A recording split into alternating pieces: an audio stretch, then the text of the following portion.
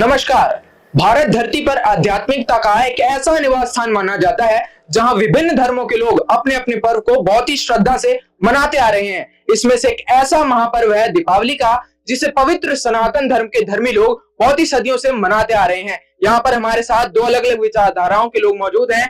एक पक्ष जो विभिन्न धर्म गुरुओं को मानता है, दूसरा पक्ष हमारे साथ है संत रामपाल जी महाराज जी के समर्थक, और हमारे साथ पवित्र शास्त्र मौजूद है। यहाँ पर आज महाखुलासा होगा। आइए शुरू करते हैं आज का विशेष प्रोग्राम दीपावली पर महाखुलासा। पवित्र शास्त्रों के आधार पर उठेगा रहस्यों से पर्दा। तो आइए सबसे पहले सवाल की ओर बढ़ते हैं और जानते हैं आखिर दीपावली का क्या इतिहास रहा है। जी पंडित जी बताइए।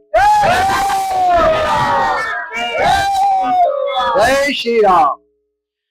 आज ही के दिन मर्यादा पुरुषोत्तम भगवान श्री राम जी अयोध्या वापस लौट कर आए थे, 14 वर्षों का वनवास पूर्ण करके। और माता सीता और प्रभु श्री राम जी के आने की खुशी में अयोध्या वासियों ने उनके स्वागत में घी के दीपक जलाए थे और उनका स्वागत किया था। माता महालक्ष्मी की भी साधना इस दिन की जाती है। यह पर्व हमें अंधकार से प्रकाश की तरफ लेके जाता है और असत्य पर सत्य की विजय के बारे में हमें बताता है। जय श्री राम। जय श्री। तो यहाँ पर ये बात निकल कर आई है कि दीपावली का महापर्व जो है भगवान श्री राम जब 14 वर्षों के बाद वनवास से लौटे थे, इस खुशी में मनाया जाता है। संत रामपाल जी महाराज जी के समर्थक इस पर क्या बताना चाहेंगे? जी हाँ, बिल्कुल सही बात है। इन्होंने इनको सही कहा है कि श्री रामचंद्र जी, और इस बात को हम भी मानते हैं कि श्री रामचंद्र जी 14 वर्ष का वनवास काट करके सीता माता जी को अयोध्या जी लेकर आए थे, तो उनकी खुशी में दीपक जलाए गए थे और दिवाली मनाई गई थी। लेकिन वो दिवाली सिर्फ 2 साल मनी थी, उसके बाद में दीपावली नहीं मनाई गई, क्योंकि एक धोबी के कहने से सीता माता जी को श्री रामचंद्र जी ने वनवास दे दिया था, निकाल दिया था घर से। उसके बाद में वो दीपावली नहीं मनाई गई। इसलिए हम भी इनसे पूछना चाहेंगे कि जब 2 साल ही दीपावली मनी, वहाँ का राजा दुखी, वहाँ की प्रजा दुखी, तो उस दुख के घड़ी को हम त्योहार में कैसे परिवर्तित कर सकते हैं, कैसे मना सकते हैं? ऐसे दिवाली मनाने का क्या औचित्य रहता है, हम पंडित जी से ही पूछना चाहते हैं। आइए अब जानते हैं इस बारे में संत रामपाल जी महाराज के विचार। श्री विष्णु जी के अवतार श्री कृष्ण जी, श्री रामचंद्र जी, श्री रामचंद्र के रूप में राजा दशरथ के घर जन्म जब श्री विष्णु जी का हुआ, युवा हुए, युवा होते विवाह हुआ, विवाह होते ही वनवास हुआ, वनवास से सीता का हरण हुआ, यानी उसकी पत्नी का रावण उठा ले गया, और फिर रावण के साथ युद्ध हुआ। पुण्यात्माओं, करोड़ों व्यक्ति मारे गए वहां पर। तब सीता की वापसी हुई। वापसी आने पर बड़ी खुशी बनाई, नगरी में दीप जलाए गए घी के। सीता के वापस, श्री राम के वापस आने पर, सीता लौटा लाने पर, और कुछ दिनों के बाद सीता जी का निष्कासन कर दिया श्री रामचंद्र जी ने स्वयं ही। किस बात पर के एक धोबी ने व्यंग कस दिया, वो अपनी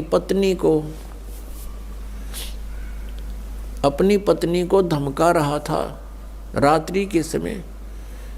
वो किसी उस आपस में कहा सुनी होने से उस धोबी की पत्नी घर से बाहर चली गई थी कहीं अपने रिश्तेदारी में। फिर वो वापस लेकर आया तो उसको धमका रहा था कि मैं तुझे घर नहीं रखूंगा, तू 3 दिन कहाँ रही, मैं दशरथ के पुत्र जैसा नहीं हूँ जो वहाँ पर 12 वर्ष तक रावण के पास रही, उसको फिर घर ले आया। उधर से श्री रामचंद्र जी राजा थे अयोध्या के। पहले राजा लोग अपनी प्रजा के दुख सुखों को स्वयं ही जाना करते थे, रात्रि के अंदर वेश बदल कर घूमा करते थे। ये बात जब देखा कि किस घर में की आवाज़ आ रही है, वहाँ खड़ा होकर सुना, तब उसने सुनने को मिला कि मैं उस राजा दशरथ के पुत्र रामचंद्र जैसा नहीं हूँ जो रावण के पास उसकी पत्नी रही और उसको घर में रखे हुए है, तो सुबह निकल जाना यहाँ से।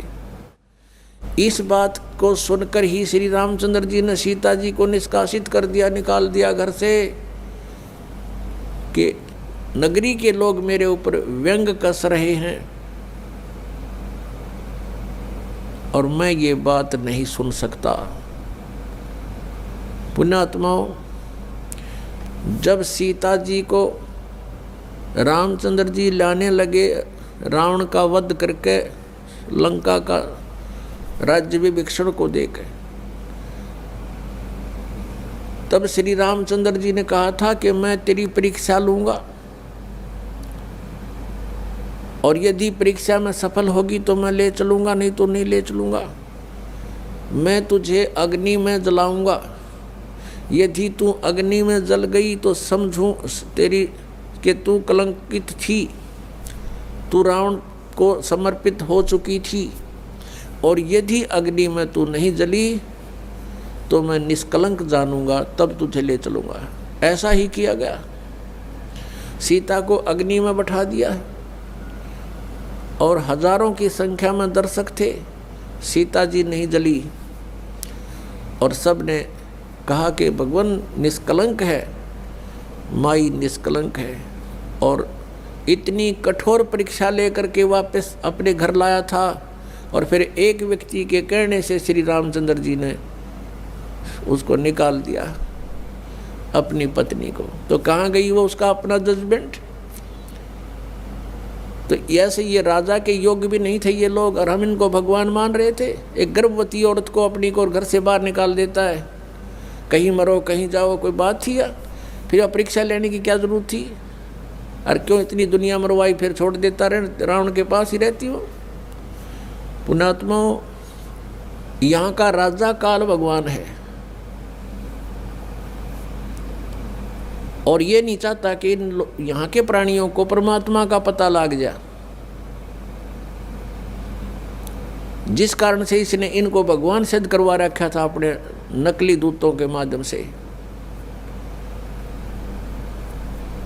और फिर क्या होता है लास्ट में, श्री रामचंद्र जी ने अश्वमेघ यज्ञ घोड़ा छोड़ दिया कि पूरी पृथ्वी पर शासन प्राप्त करने के लिए कि इस घोड़े को जो पकड़ेगा वो युद्ध करे मेरे साथ। वो घोड़ा उन्हीं के पुत्रों ने, जो सीता जी ने बाहर जाके जन्म दिया था ऋषि वाल्मीकि की कुटिया में, एक पुत्र गर्भ में था, दूसरा फिर वाल्मीकि जी की मिसअंडरस्टैंडिंग के कारण एक घास से, यानी कुसा से, या घास होती है डाब, इससे एक लड़का बनाया था। ये अलग कहानी है, फिर बताएंगे। तो लव और कुश नाम से प्रसिद्ध हुए। लव तो सीता के गर्भ से जन्म हुआ था और कुश को वाल्मीकि जी ने अपनी भक्ति शक्ति से उसको बनाया था। लव और कुश युवा थे, उन्होंने वो श्री रामचंद्र जी का घोड़ा पकड़ लिया। फिर उनका पिता पुत्रों का युद्ध हुआ तो दोनों ने छक्के छुड़ा दिए राम के, और सीता जी फिर भी उनके हाथ नहीं आई और वो पृथ्वी के अंदर समा गई। और श्री रामचंद्र जी ने आकर के सरयू नदी के अंदर, अयोध्या के साथ से बह रही एक सरयू दरिया, उसमें जल समाधि ले ली। तो यहाँ पर इनका कहना है कि 2 वर्षों के बाद जब माँ सीता को घर से निकाल दिया गया था, भगवान श्री राम ने उनको एक धोबी के व्यंग कसने की वजह से निकाल दिया गया था, तो दीपावली मनाने का कोई औचित्य नहीं रह जाता है। हाँ जी, आप क्या बताएंगे इस पर? देखिए, ये कैसी व्यर्थ और मूर्खतापूर्ण बातें कर रहे हैं। जो हमारा त्यौहार, पवित्र त्यौहार दीपावली महापर्व सदियों से मनाया आता जा रहा है, और उसके लिए प्रमाण मांग रहे हैं। हम नहीं मानते इनकी ये दखियानुसी बातों को, हम नहीं मानते हैं। कैसी बातें कर रहे हैं? सनातन धर्म जिस त्योहार को मनाते हैं, देश विदेशों में दिवाली मनाई जाती है, अब हम इनको प्रमाण दें कि आखिर वो दिवाली हम क्यों मनाते हैं। पंडित जी, आप बताएं क्या इस इतने बड़े महापर्व को बताने के लिए हमें प्रमाण देना पड़ेगा? नहीं, ऐसा कोई प्रमाण नहीं है कि 2 वर्ष के बाद दीपावली नहीं मनाई गई थी। होई वही जो राम रची रखा। दर्शकों, दिवाली के उपलक्ष्य में माता लक्ष्मी जी की भी पूजा की जाती है। यानी दीपावली का जो त्योहार मनाया जाता है उसमें विशेष तो लक्ष्मी जी की ही पूजा होती है और बाकी तो राम का दिखावा होता है, एक दीपक लगाकर। दर्शकों, श्री रामचंद्र जी श्री विष्णु जी ही थे और माता सीता जी स्वयं माता लक्ष्मी जी ही थी। जब श्री राम जी व माता सीता जी वनवास से वापस अयोध्या आए थे, तब उनके आने की खुशी में घर घर में घी के दीप जलाकर खुशी मनाई गई थी। दर्शकों, 2 वर्ष बाद किसी कारण से माता सीता जी यानी माता लक्ष्मी जी को घर से बाहर भगवान श्री रामचंद्र जी यानी श्री विष्णु जी ने निकाल दिया। उसने वन में कष्टमय जीवन जिया। माता सीता जी ने आजीवन कष्ट उठाए। उसके बाद अयोध्या नगरी में मातम छा गया था। दीपावली नहीं मनाई गई। विचार करो, दिवाली के दिन लक्ष्मी जी की पूजा की जाती है, क्या उसके वन में जाने की खुशी में मनाई जा रही है? कुछ तो विवेक से काम लो। दूसरी बात, श्री रामचरितमानस यानी रामायण ग्रंथ की रचना श्री तुलसीदास जी ने श्री रामचंद्र जी के जन्म के लाखों वर्ष बाद अब कलयुग में विक्रमी संवत 1631 यानी सन 1574 ईस्वी में लिखा था। इसके बाद श्री राम जी की कथा फिर से प्रकाश में आई है। लगभग 100 वर्ष से यानी सन 1924 ईस्वी के बाद दीपावली का पर्व हिंदुओं के अंदर फिर से प्रचलन में आया। विचार करें, द्वापर युग में श्री कृष्ण जी हुए। कहीं प्रमाण दिखा दो कि श्री कृष्ण जी ने या द्वारिका वासियों ने या वृंदावन वासियों ने या मथुरा वासियों ने कभी दीपावली का त्योहार मनाया हो। दर्शकों, इसका कहीं प्रमाण नहीं है कि उन्होंने ऐसे किया हो। इससे स्पष्ट हो जाता है कि ये अब मनमुखी लोगों द्वारा मनमाना आचरण करके केवल प्रदूषण फैलाया जा रहा है। इसलिए ये दीपावली का त्योहार मनाना व्यर्थ है। इसमें कोरा प्रदूषण फैलाना ही है। श्री विष्णु जी यानी श्री राम जी तथा माता लक्ष्मी यानी माता सीता जी के कष्टमय जीवन को याद करते हुए इस काल के लोक से निकलकर सतलोक यानी गीता अध्याय 18 श्लोक 62 में बताए सनातन परम धाम को प्राप्त करने के लिए साधना करनी चाहिए। इस कथा यानी रामायण का यह निष्कर्ष निकलता है। हम संत रामपाल जी महाराज के शिष्य संत रामपाल जी महाराज द्वारा बताई गई वो सत साधना करते हैं, जिसमें श्री लक्ष्मी जी, श्री विष्णु जी और सभी इन 5 मुख्य देवताओं की साधना करते हैं। इन्हें डेली याद करते हैं। इनके दुख को हम शेयर करते हैं और भगवान से डरकर हम प्रतिदिन सुबह शाम देशी घी के दीप जलाते हैं ताकि प्रदूषण खत्म हो, क्योंकि हवन से प्रदूषण खत्म होता है। हम श्री लक्ष्मी जी, श्री विष्णु जी और सभी मुख्य देवताओं को सदा याद करते हैं। और ये लोग एक दिन ड्रामा करते हैं।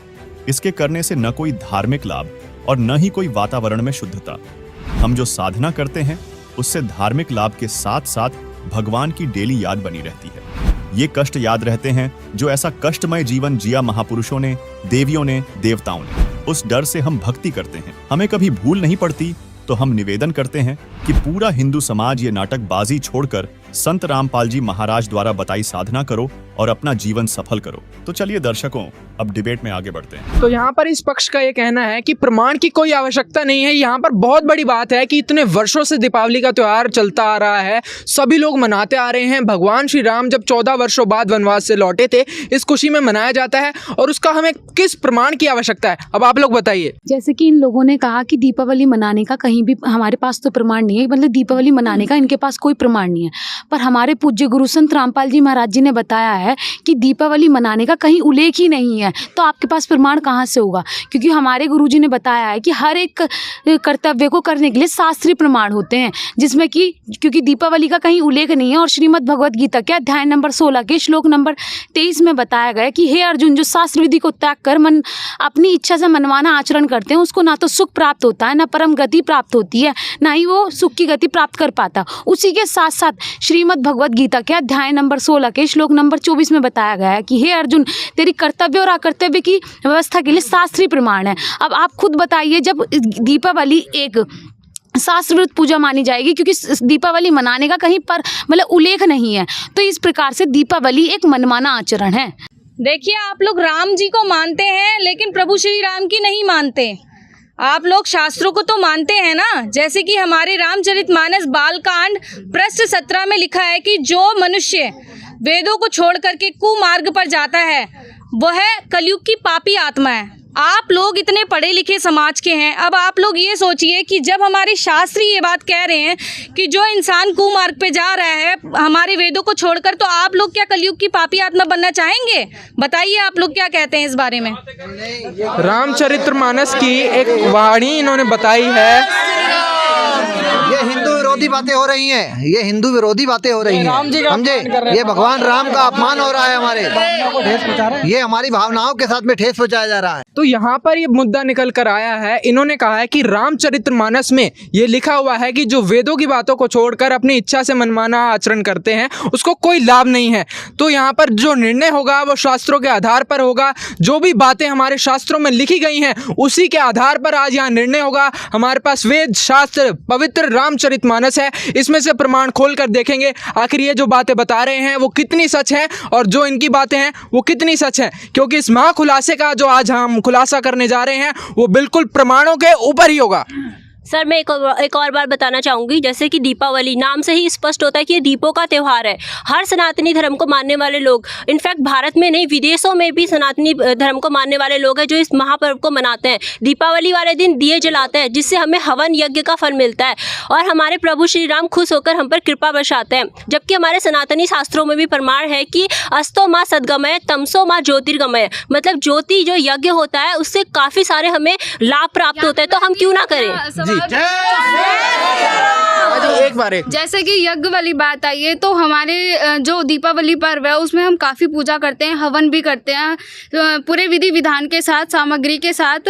तो स्पेशली हम उस यज्ञ को करवाने के लिए हम अपने पंडित जी को बुलाते हैं। तो इनकी नज़रों में तो एक तरफ से वो भी व्यर्थ है और इसी के दीपावली का ये पर्व जो है दीपावली जो कह रहे हैं हमें पापी बता रहे हैं, तो ये सत्य है। इस सत्य को ये एकदम से ऐसे कैसे झुठला सकते हैं? क्या है, कब से चलता आ रहा है, दीपक जलाया जाता है, हवन यज्ञ होते हैं, इतनी सारी बातों को एकदम से आप लोग कैसे नकार सकते हैं? हाँ जी, आपसे सवाल लेता हूँ। हमारे मालिक हमारे संत रामपाल जी महाराज जी हमें ये भक्ति सिखाते हैं कि जो हमारे परमात्मा ने हमें बताया है, हमारे परमात्मा ने प्रमाण सहित ये दिखाया है कि आप जो भगवान का जो दिया जलाएं, आप लोग सिर्फ दिन में एक बार ना जलाएं, पूरे साल में एक बार ना जलाएं, आपको दिन में 2 बार वो दिया जलाना है, वो भी देसी घी का जलाना है।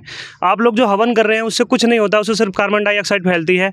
जो आप लकड़ियों का हवन कर रहे हैं इससे कुछ नहीं होने वाला। अगर आप पूरे साल में अगर आप एक दिन ये दिया जला रहे हैं तो इससे श्री प्रभु राम हमारे खुश नहीं होने वाले। अगर आप पूरे साल में एक दिन वो पूजा कर रहे हैं तो उससे कुछ भी हमारे घर में सुख समृद्धि नहीं आने वाली।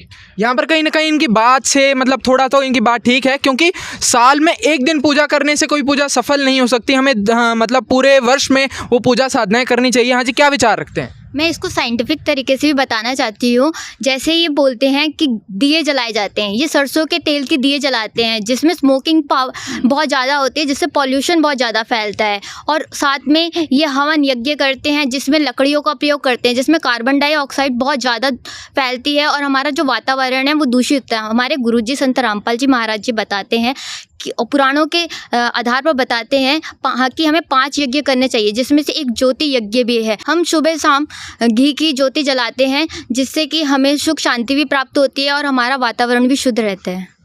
जी, यह लोग तो एक दिन पूजा पाठ करते हैं, एक दिन दिया जलाते हैं, एक दिन हवन यज्ञ कर लेते हैं, ये सोचते हैं कि हमें प्रभु की प्राप्ति हो गई। लेकिन ऐसा थोड़ी ही होता है। जो शास्त्रों में लिखा है कि हाँ, हमारे संत रामपाल जी महाराज बताते हैं सुबह शाम देसी घी का दिया जलाते हैं। हम तो 365 दिन जलाते हैं, हमारी तो सदा दिवाली होती है। बताओ ये कैसी दिवाली है आपकी एक दिन? तो यहाँ पर दर्शकों यहाँ पर एक बहुत बड़ी बात है। तो दर्शकों यहाँ पर एक बहुत बड़ी बात है, आखिर शास्त्रों में जो लिखा है वो हमें मानना पड़ेगा। इनकी बात से ये टॉपिक यहाँ पर क्लियर होता है कि जो यहाँ पर जोत जलाई जाती है, शास्त्रों में जो लिखा हुआ है कि जोत जलानी चाहिए, जो दीपक जलाना चाहिए, उसका वेदों में प्रमाण है कि देसी घी का दीपक जलाया जाता है। बल्कि आज जो साधना होती है उसमें कहीं ना कहीं तेल का जो है दीपक जलाते हैं, प्रदूषण होता है। तो यहाँ पर ये टॉपिक इनकी साइड से क्लियर होता है। अब आप लोग बताइए, नेक्स्ट सवाल आप लोग क्या करना चाहते हैं? हम दीपावली पे पटाखे वगैरह फोड़ते हैं, हमारा अनार बम वगैरह जलाते हैं, क्या हम ये भी ना करें? कह रहे हैं कि हम ये बम वगैरह भी ना फोड़ें, क्या हमारे 2-3 दिन तो मिलते हैं सेलिब्रेट करने के लिए, इसके लिए मना कर रहे हैं? क्यों नहीं फोड़ेंगे बेटा? इनके कहने की क्या है? हम तो पटाखे भी फोड़ेंगे, दिवाली मनाएंगे, दीप भी जलाएंगे। बताइए। दीपावली खुशियों का त्योहार है। बच्चे इसमें बहुत ही श्रद्धा से अपने पूरे 2-3 दिन उनको मिलते हैं, पटाखे जलाते हैं। तो इससे कहीं ना कहीं उनकी जो है मतलब जो उनकी खुशियां हैं वो छीन ली जाती हैं। अब आप लोग कह रहे हैं कि दिवाली नहीं मनानी चाहिए, एक ही दिन 2 दिन उनको मिलते हैं। बच्चे के यहाँ पर कह रहे हैं कि पटाखे जलाने के लिए हमें मना कर रहे हैं। अब पटाखे नहीं जलाने हैं, अब आप लोग मतलब कहना क्या चाहते हो? पूरे के पूरे दीपावली को आप लोग मना कर रहे हैं, मतलब क्या बेस है आपका? आप पटाखे चलाने की बात करते हो, इन पटाखों में आप कितने हादसे हो जाते हैं। बहुत सारे बच्चों के हाथ उड़ जाते हैं, किसी की आंखें चली जाती हैं, किसी का जीवन अंधेरे में परिवर्तित हो जाता है।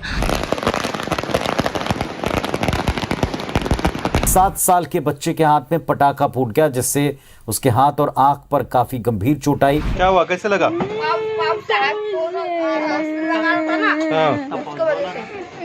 हाथ में पकड़ के लगा रहा था, हाथ में पकड़ के लगा रहा था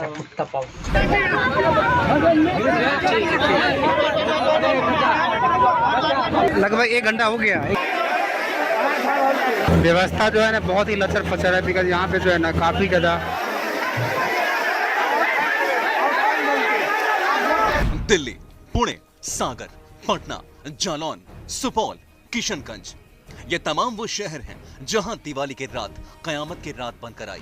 बांसवाड़ा के खांडू कॉलोनी क्षेत्र में दिवाली की तैयारियों के बीच एक हादसे में 9 वर्षीय बच्चा फटाका फोड़ते समय झुलस गया। पुडुचेरी में दिवाली के दिन एक दर्दनाक हादसे की तस्वीरें सामने आई हैं। स्कूटर पर पटाखे लेकर जा रहे एक पिता और उनके 7 साल के बेटे की मौत हो गई। स्कूटर पर ले जा रहे पटाखे में जबरदस्त धमाका हो गया, जिससे दोनों की मौके पर ही मौत हो गई।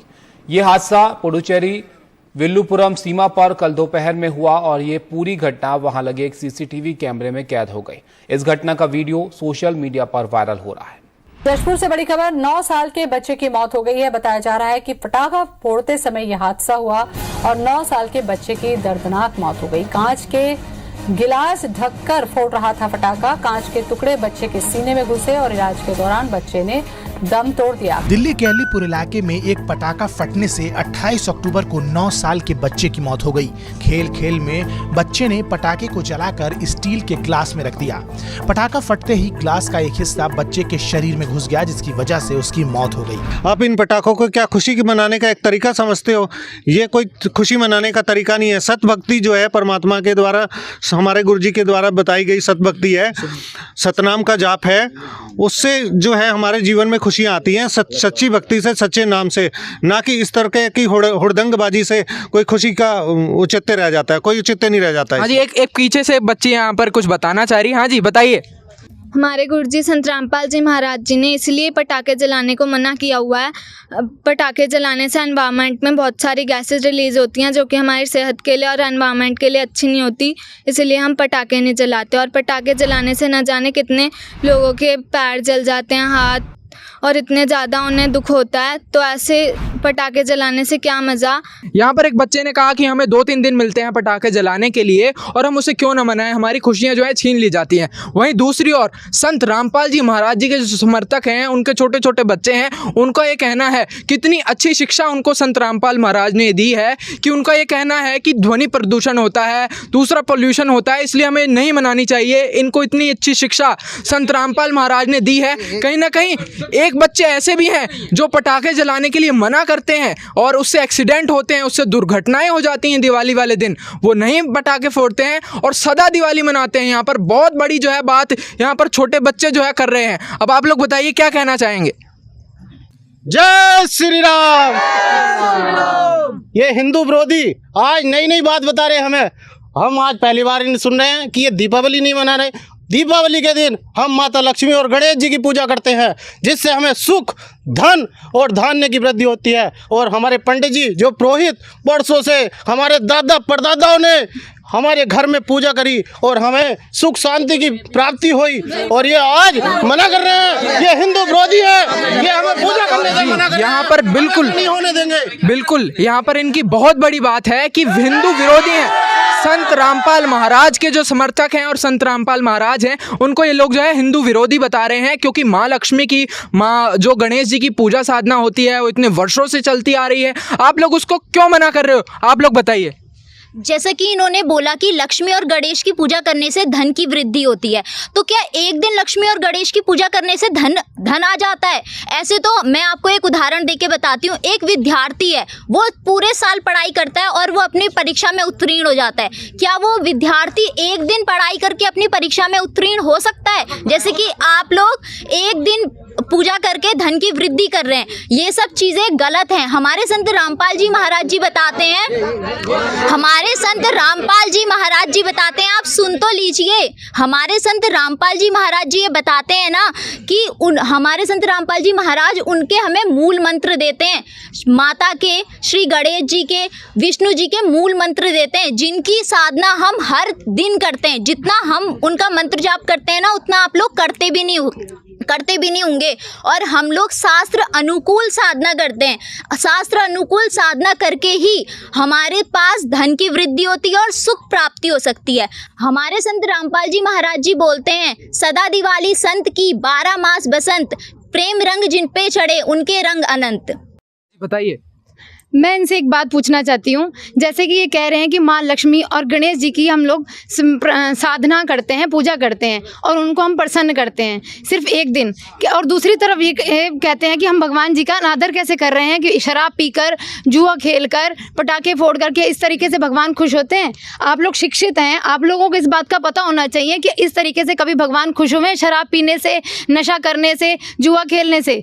ये तो आप सिर्फ अपने मनोरंजन का साधन आपने भगवान को लिया है। इस तरीके से भगवान कभी भी खुश नहीं होता। पूज्य संत रामपाल जी महाराज इस बात को स्पष्ट कर रहे हैं कि गीता जी के अध्याय नंबर 7 श्लोक नंबर 12 से 15 में स्पष्ट किया गया है कि जो तीनों गुणों की भक्ति करते हैं उनको वो मूर्ख, बुद्धि तथा मनुष्य में नीच और राक्षस स्वभाव से ज्ञात होते हैं। तो आप पढ़े लिखे समाज हैं, आप लोगों को समाज के लिए इशारा ही काफ़ी है। आप ही बताइए, क्या ये सच है? क्या ये आप लोग जो साधना कर रहे हैं कि शास्त्र विरुद्ध साधना है या वे शास्त्र के अनुकूल है? आप बताइए इस बात को। दर्शकों यहाँ पर एक बहुत बड़ी बात है। एक और तो संत रामपाल जी महाराज के जो अनुयायी हैं वो गीता जी के प्रमाण, रामचरितमानस जी के प्रमाण जो है देकर इनसे सवाल पूछ रहे हैं, और दूसरी ओर एक ऐसे जो लोग हैं जो सदा दिवाली मनाते आ रहे हैं, उनके बहुत सारे सवाल हैं। हाँ जी बताइए। जय श्री राम। मैं इनसे ये बोलना चाहूंगी, ये तीन देवता के बारे में ऐसा कैसे बोल सकते हैं? जो भगवान श्री राम है वो स्वयं विष्णु जी के अवतार हैं। वो जब इस धरातल पे आए थे उन्होंने ना जाने ऐसे कितने महान कार्य किए थे जो आज रामचरितमानस में विद्यमान है। क्या ये उस रामचरितमानस को मानते हैं? तो अगर ये मानते होते तो ये इस प्रकार की नीच बात कभी नहीं कहते। जी हाँ, बिल्कुल सही बात है कि भगवान श्री राम को मर्यादा पुरुषोत्तम कहा जाता है और उनकी जो भी बातें हैं वो पवित्र रामचरितमानस जी में वर्णित हैं। अब आप लोग बताइए क्या आप कहना चाहते हैं? देखिए, हम श्री राम जी के जीवन पे या फिर उनके चरित्र पर प्रश्न नहीं खड़ा कर रहे हैं। श्री राम जी का जैसा चरित्र था शायद ही किसी का चरित्र होगा। श्री राम जी 3 लोक के अधिपति थे, वे विष्णु जी के अवतार थे। हम बात कर रहे हैं श्री राम जी के मर्यादा की। कहीं ना कहीं उन्होंने अपनी मर्यादा तोड़ी।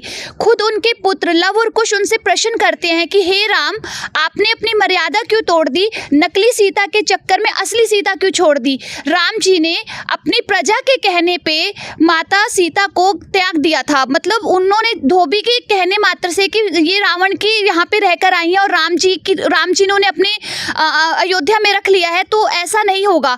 तो ये इतना सा मात्र कहने पर राम जी ने सीता जी को छोड़ दिया था। क्या सीता जी के प्रति राम जी की कोई मर्यादा नहीं थी? वो सिर्फ अपनी प्रजा के प्रति मर्यादा दिखा रहे थे।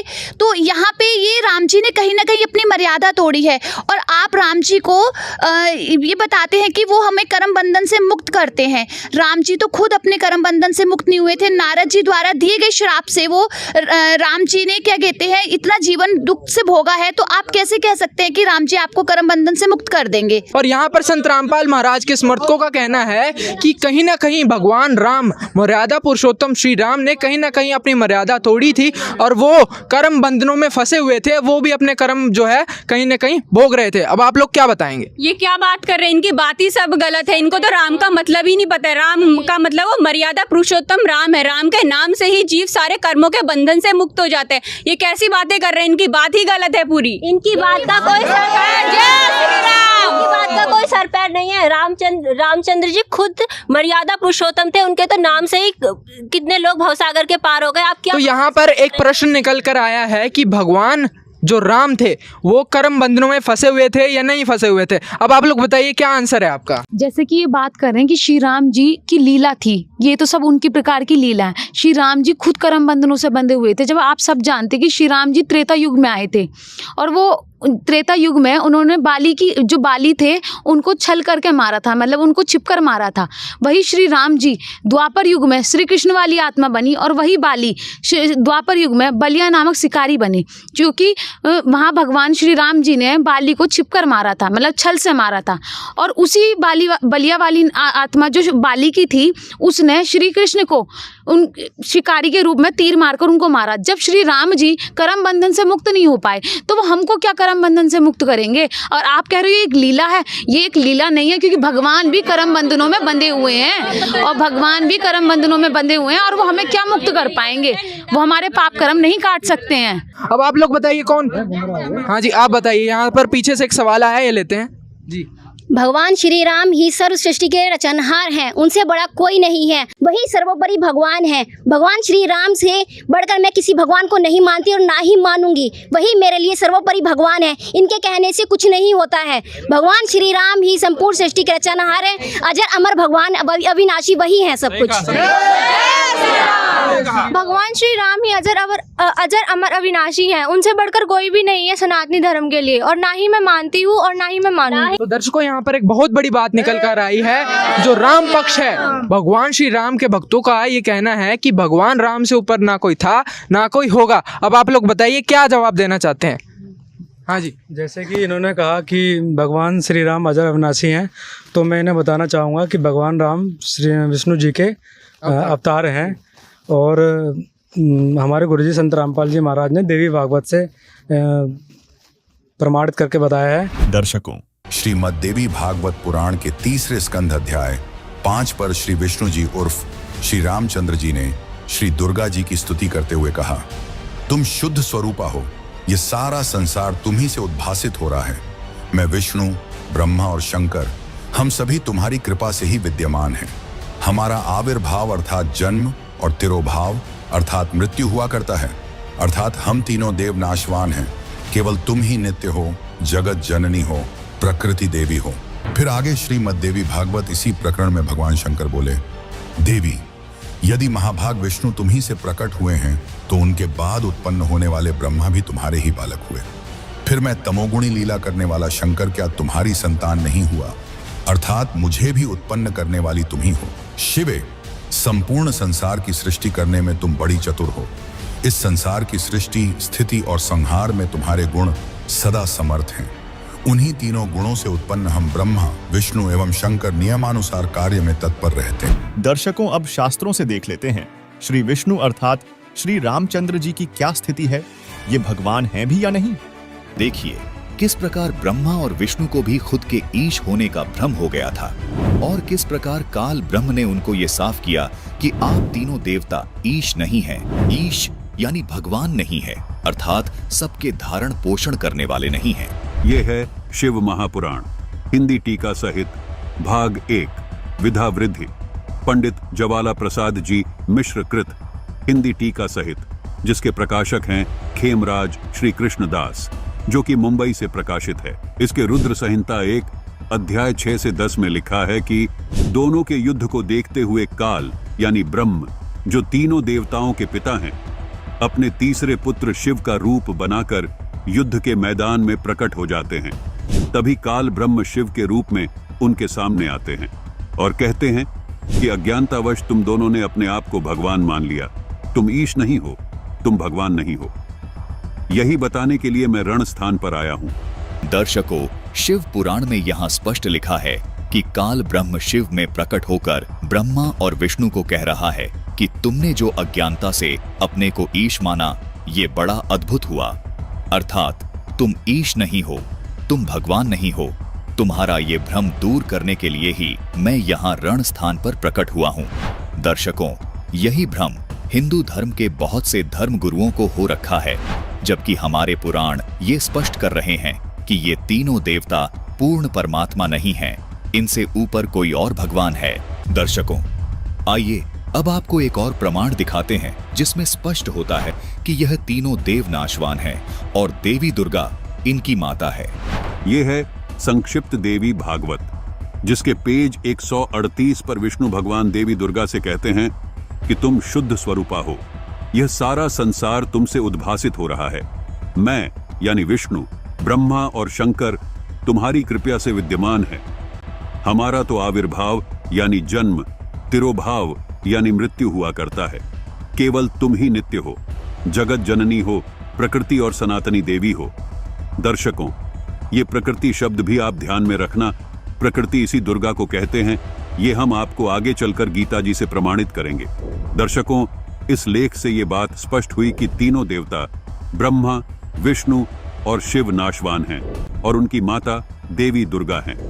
आगे भगवान शिव यानी शंकर जी देवी दुर्गा को कहते हैं कि हे देवी, यदि महाभाग विष्णु तुम ही से प्रकट हुए हैं तो उनके बाद उत्पन्न होने वाले ब्रह्मा भी तुम्हारे ही बालक हुए, तो फिर मैं तमोगुणी लीला करने वाला शंकर तुम्हारी संतान नहीं हुआ, यानी मुझे भी उत्पन्न करने वाली तुम ही हो। आगे कहते हैं कि हे देवी, इस संसार की सृष्टि, स्थिति और संहार में तुम्हारे गुण सदा समर्थ हैं। उन्हीं तीनों गुणों से उत्पन्न हम यानी ब्रह्मा, विष्णु और शंकर नियमानुसार कार्य में तत्पर रहते हैं। दर्शकों, यहाँ ये स्पष्ट हुआ कि ब्रह्मा, विष्णु, महेश ही तीनों गुण हैं। दर्शकों, आइए आपको एक और प्रमाण दिखाते हैं कि ब्रह्मा, विष्णु, महेश तीनों गुण हैं और दुर्गा इनकी माता है। देखिए, ये है श्रीमद् देवी भागवत, हिंदी टीका सहित, भाग 1, खेमराज श्री कृष्णदास प्रकाशन, बंबई। इसके तृतीय स्कंद के पेज नंबर 11 पर भगवान शंकर देवी दुर्गा को कहते हैं कि हे माता, यदि आप हमारे ऊपर सदा दया युक्त रहती हैं तो हमको तमोगुण किस प्रकार प्रदान किया, ब्रह्मा को रजोगुण प्रदान किया है और हरि यानी विष्णु जी को सतोगुण क्यों बना दिया। नीचे संस्कृत भी आप देख सकते हैं। यदि दया धर्मना न सदाम्बिके कथम अहम विहित च तमोगुण कमलज रजो गुण संभव सुविहित कीमो सतो गुणो हरि।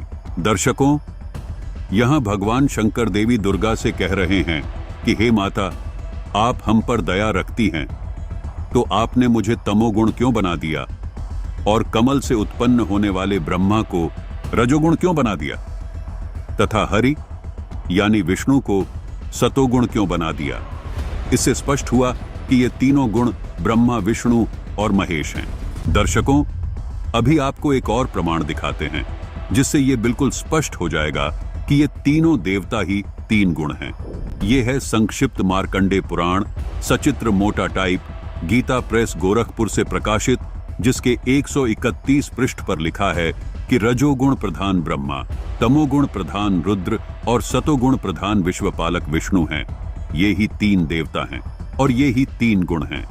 दर्शकों, मार्कंडे पुराण ने यह स्पष्ट कर दिया कि ये तीनों देवता ही तीन गुण हैं।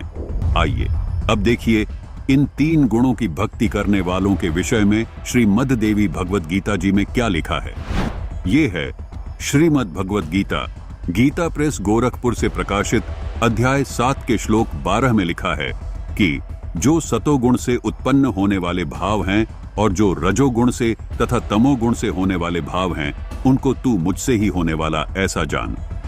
इस श्लोक में यह स्पष्ट हुआ कि रजोगुण यानी ब्रह्मा से उत्पत्ति, सतोगुण विष्णु से स्थिति और तमोगुण शिव जी से संहार हो रहा है। अध्याय 7 के श्लोक 13 में लिखा है कि गुणों के कार्य रूप सात्विक, रजस और तमस, इन तीनों प्रकार के भाव से ये सारा संसार मोहित हो रहा है, इसलिए इन तीनों गुण से परे मुझे नहीं जानते। अध्याय 7 के श्लोक 14 में लिखा है कि ये त्रिगुणमयी माया बड़ी दुस्तर यानी घटिया है। जो पुरुष इस माया का उल्लंघन कर जाते हैं वो संसार से पार हो जाते हैं। दर्शकों, गीता ज्ञान दाता का कहना है कि जो साधक इन तीनों गुणों की भक्ति न करके ऊपर उठ जाते हैं यानी मेरी भक्ति करते हैं, उनको ज्यादा लाभ मिलता है। अध्याय 7 के श्लोक 15 में लिखा है कि इस त्रिगुण माया के द्वारा यानी ब्रह्मा, विष्णु, महेश के द्वारा जिनका ज्ञान हरा जा चुका है, वे आसुर स्वभाव को धारण किए हुए मनुष्यों में नीच, दूषित कर्म करने वाले मूढ़ लोग मुझको नहीं भजते। दर्शकों, यहाँ इस भजते शब्द पर गौर करना जरूरी है। भजना मतलब पूजा करना, भक्ति करना। यहाँ गीता ज्ञानदाता ने स्पष्ट किया है, जिनका ज्ञान त्रिगुणमयी माया के द्वारा हरा जा चुका है। यहाँ गुणों से मतलब सीधा तीनों देवताओं से है, क्योंकि गुणों को नहीं भजा जाता। यहाँ गीता ज्ञानदाता का कहना है कि जिनका ज्ञान इन त्रिगुणमयी माया के द्वारा अथवा इन तीनों देवताओं के द्वारा हरा जा चुका है, मतलब जो इन देवताओं को ही भगवान मान चुके हैं, वो असुर स्वभाव को धारण किए हुए मूढ़ यानी मूर्ख लोग मुझे भी नहीं भजते। दर्शकों, ये सिद्ध हुआ कि हमारे हिंदू धर्म के शीर्ष शंकराचार्यों को भी अपने शास्त्रों का ज्ञान नहीं है। केवल सुनी सुनाई बातों को भोली जनता के सामने सुनाकर केवल झूठी महिमा बनाए बैठे हैं। वास्तविक ज्ञान संत रामपाल जी महाराज ने अपने ही पवित्र शास्त्रों से आप सबके सामने रख दिया है। तो इससे सिद्ध होता है कि भगवान विष्णु जन्म और मरण में आते हैं। इसमें देवी भागवत में साफ स्पष्ट कहा गया है। जी, इसी के साथ जैसे इन्होंने बताया कि भगवान विष्णु जी जन्म मरण के उसमें हैं, तो जो श्री राम जी थे, भगवान राम जी थे, वो भी विष्णु जी के ही अवतार थे। तो कहीं ना कहीं इससे भी ये सिद्ध होता है कि जो राम जी थे, भगवान श्री राम जी, वो भी जन्म मरण के चक्कर में थे। तो आप जो ये बात कह रहे हैं कि वो अविनाशी परमात्मा थे, ये बिल्कुल गलत है। ये आप शास्त्रों से विरुद्ध बातें कर रहे हैं। आप अपने सदग्रंथों को पढ़ के देखिए। आप पंडित जी इतने महंत बने बैठे हैं यहाँ पे, तो आप कम से कम अपने ग्रंथों को खोल के देखिए, उसमें लिखा क्या है, कम से कम आप ये तो पढ़िए। तो दर्शकों, यहाँ पर एक और प्रमाण जो है संत रामपाल महाराज का जो पक्ष है उसने दिया है। इन्होंने कहा है कि श्रीमद् देवी भागवत महापुराण के अंदर लिखा हुआ है कि ब्रह्मा, विष्णु और महेश जी स्वयं कह रहे हैं कि हम अविनाशी नहीं हैं। बताइए क्या कहना चाहते हैं इसके बारे में। जैसे कि इन्हें अभी बताया गया, जो ब्रह्मा विष्णु महेश है वो नाशवान भगवान है और इनकी उत्पत्ति माता दुर्गा से हुई है। हमें भी इस चीज का ज्ञान नहीं था कि ब्रह्मा विष्णु महेश नाशवान भगवान है। यह तो हमारे संत रामपाल जी महाराज जी ने हमें अपने शास्त्र खोलकर बताए। देखो, शास्त्र तो हमारे पास रखे रहते हैं, हम शास्त्रों को समझ भी नहीं सकते, क्योंकि शास्त्र समझने के लिए हमें एक गुरु को धारण करना पड़ेगा, और वो भी वास्तविक गुरु को। और संत रामपाल जी महाराज जी ने उन्हें उन सभी सदग्रंथों को खोलकर उनका वास्तविक अर्थ बताया, क्योंकि हम अपने सदग्रंथों का अनर्थ कर बैठे हैं। और परंतु वर्तमान में संत रामपाल जी महाराज जी उन सभी सदग्रंथों के अनर्थों का अर्थ वास्तविक रूप में सही कर पा रहे हैं, क्योंकि संत रामपाल जी महाराज जी ने बताया कि जैसे कि ये नाशवान भगवान है, इनकी माता दुर्गा है, तो इनके पिता भी काल ब्रह्म है, जिसको क्षर पुरुष के रूप में बताया गया। सदग्रंथों में उसको क्षर पुरुष के रूप में भी संबोधित किया गया। वो 21 ब्रह्मांड का अधिपति हैं, जैसे कि वो इन त्रिदेवों के पिता हैं और वो माता दुर्गा के पति हैं। उसी के साथ साथ श्रीमद् देवी भागवत महापुराण तृतीय स्कंद पृष्ठ नंबर 114 से 115 में हमारे गुरुजी ने बताया कि इसमें बताया गया है कि इन त्रिदेवों की जो माता पिता हैं वो काल ब्रह्म माता दुर्गा हैं, जिसमें बताया गया है कि जो माता दुर्गा हैं उनको वहाँ माता दुर्गा को अष्टांगी प्रकृति के रूप में संबोधित किया गया और उस काल ब्रह्म को क्षर पुरुष के रूप में संबोधित किया गया। और उसमें बताया गया है कि वह अविभाज्य रूप में रहते हैं, वह अविभाज्य रूप से अपना संबंध स्थापित करते हैं और उन्हीं से वह सभी जीव उत्पन्न होते हैं, जैसे कि ब्रह्मा विष्णु महेश उन्हीं से उत्पन्न हुए। श्रीमद् देवी भागवत के पृष्ठ नंबर 129 में भी बताया गया इन त्रिदेवों से ऊपर वो क्षर पुरुष है, जो कि 21 ब्रह्मांड के अधिपति हैं। उसी के साथ साथ अध्याय नंबर 14 के श्लोक नंबर 3 से 5 में भी बताया गया है कि वो ये जितने भी जीव प्राणी जो ब्रह्मा विष्णु महेश हैं वो माता दुर्गा व काल पुरुष के सहयोग से उत्पन्न होते हैं, जो कि उस परमात्मा की अविनाशी आत्माएं होती हैं। पर सभी ये जो भगवान है वो नाशवान भगवान है, और हम आपको इस चीज़ का प्रमाण भी देंगे, क्योंकि हमारे गुरुजी ने सदग्रंथों को खोलकर हमें दिखाया। और हम ये चाहते हैं कि आप को भी ये हम अपने सदग्रंथ खोलकर दिखा पाएं कि हमारे सदग्रंथ बता क्या रहे हैं। हम अपने सदग्रंथों को मानते हैं, पर सदग्रंथों की लिखी बातों को नहीं मानते हैं। तो हम आपको सदग्रंथों के साथ ही ऑथेंटिक ज्ञान बताएंगे कि जैसे कि हमारे गुरुजी ने हमें बताया है। उसी के साथ साथ आप जो श्री राम जी के परम हितैषी बन रहे हैं, हम भी भगवान श्री राम जी को आदरणीय मानते हैं, हम भी उनके हितैषी हैं, क्योंकि वो आदरणीय योग्य हैं, क्योंकि उनका चरित्र इतना अच्छा था कि शायद कोई उनके चरित्र को अपने जीवन में धारण कर पाए। रामचरितमानस में भी इसका प्रमाण दिया गया है कि जो काल ब्रह्म है और जो माता दुर्गा हैं वो ब्रह्मा विष्णु महेश के माता पिता हैं। उसी को हम आपको प्रमाण के साथ बताएंगे। यहाँ पर इनका कहना है कि रामचरितमानस में ऐसा लिखा हुआ है। भगवान श्री राम का अपमान हो रहा है और साथ ही हमारे राम का अपमान कर रहे हैं ऐसी सभा में। पंडित जी, कोई प्रमाण नहीं दिखाया आपने हमारे भगवान राम। नहीं, हम ये सब हम लोग नहीं मानेंगे। अपमान नहीं कर रहे हैं, लेकिन आपको सच को स्वीकार करना पड़ेगा। शास्त्र तो माननी जो बता रहे हैं वो अपने पंडित जी जी शास्त्रों की तो माननी पड़ेगी। आप आराम से बैठिए। बैठिए, भक्तों के लक्षण नहीं है। देखिए आप बैठिए, क्रोधित होकर उठ के जाना कोई ऐसी बोले किसी नतीजे पे पहुंचना नहीं है। आप सच को स्वीकार करिए। देखिए एक बात है, अगर वो देखिए यहाँ पर बहुत बड़ी बात है कि एक मिनट, यहाँ पर जो भी बात इन्होंने अभी कहा कि रामचरितमानस में ऐसा लिखा हुआ है, हमारे पास रामचरितमानस पवित्र हमारे शास्त्र यहाँ पर रखे हुए हैं। इस बात का निर्णय तभी होगा कि संत रामपाल जी महाराज के समर्थकों ने झूठ बोला है या सही बोला है। आइए यहाँ पर आप लोगों को दिखाते हैं कि क्या संत रामपाल जी महाराज के समर्थकों ने जो बताया था वो सही है या गलत है। पंडित जी यहाँ पर जो हम वास्तविकता है वो देख लेते हैं। दर्शकों, श्री राम जी की समर्थता का महाखुलासा करने के लिए हमारे पास श्री रामचरितमानस यहाँ पर है, हमारे पास सारे ग्रंथ हैं। आइए देखते हैं क्या संत रामपाल जी महाराज के समर्थक इसका प्रमाण दे पाएंगे। पंडित जी देख लीजिए, ये श्री रामचरितमानस है जिसके संपादक हनुमान प्रसाद पोदार हैं। ये मत सोचना कि ये हमारे द्वारा लिखित पुस्तक है, ये हमारे गुरुजी के द्वारा लिखित पुस्तक है। हम श्री रामचरितमानस जिसके संपादक हनुमान प्रसाद पोदार हैं, जो गीता प्रेस गोरखपुर से प्रकाशित हैं, उसी में प्रमाण दिखाएंगे। देखिए, ये बालकांड है। बालकांड मतलब जो श्री रामचरितमानस में कांड है, उसी में एक बालकांड है।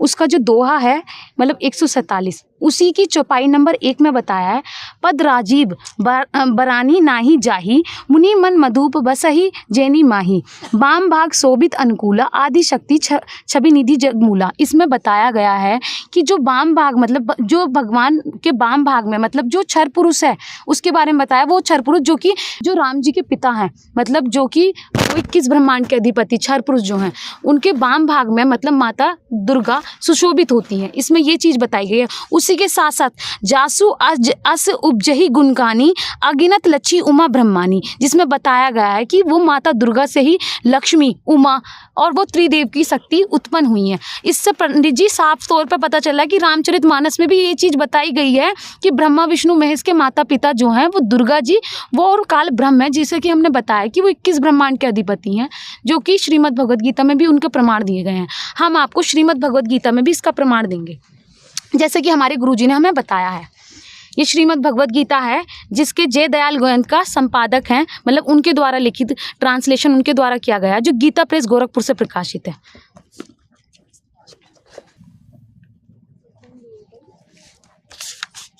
देखिए पंडित जी, ये श्रीमद् भगवद गीता का 14वां अध्याय है, मतलब कि 14 अध्याय में बताया गया है।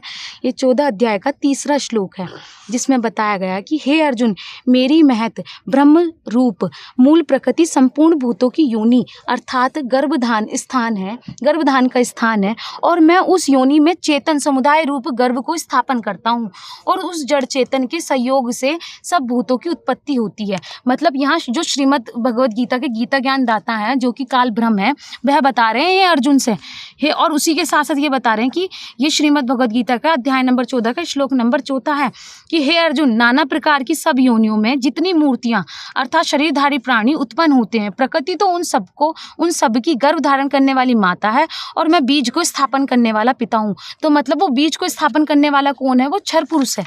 उसी के साथ साथ ये 5वां श्लोक है, हे अर्जुन, सतगुण रजोगुण और तमोगुण ये प्रकृति से उत्पन्न तीनों गुण अविनाशी जीवात्माओं को शरीर में बांधते हैं।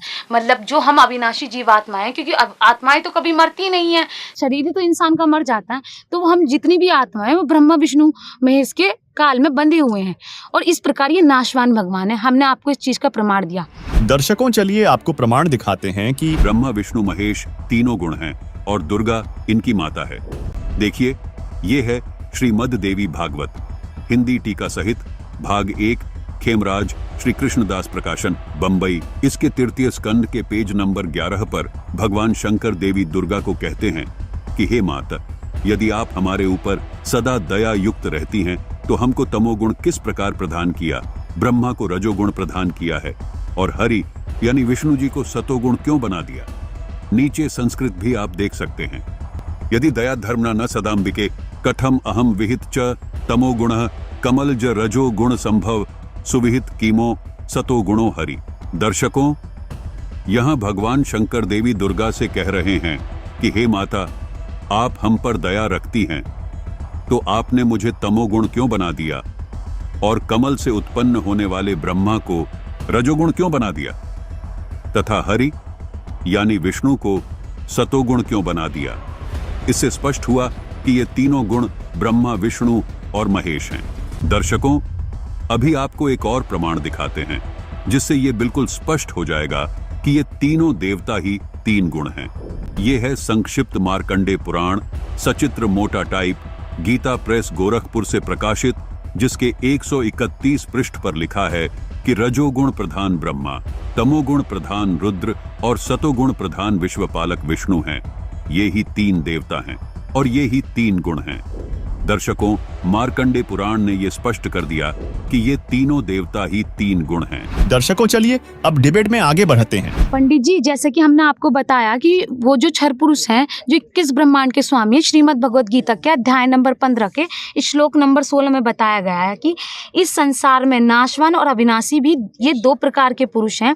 इनमें संपूर्ण भूत प्राणियों के शरीर तो नाशवान है और जीवात्मा अविनाशी कहा जाता है।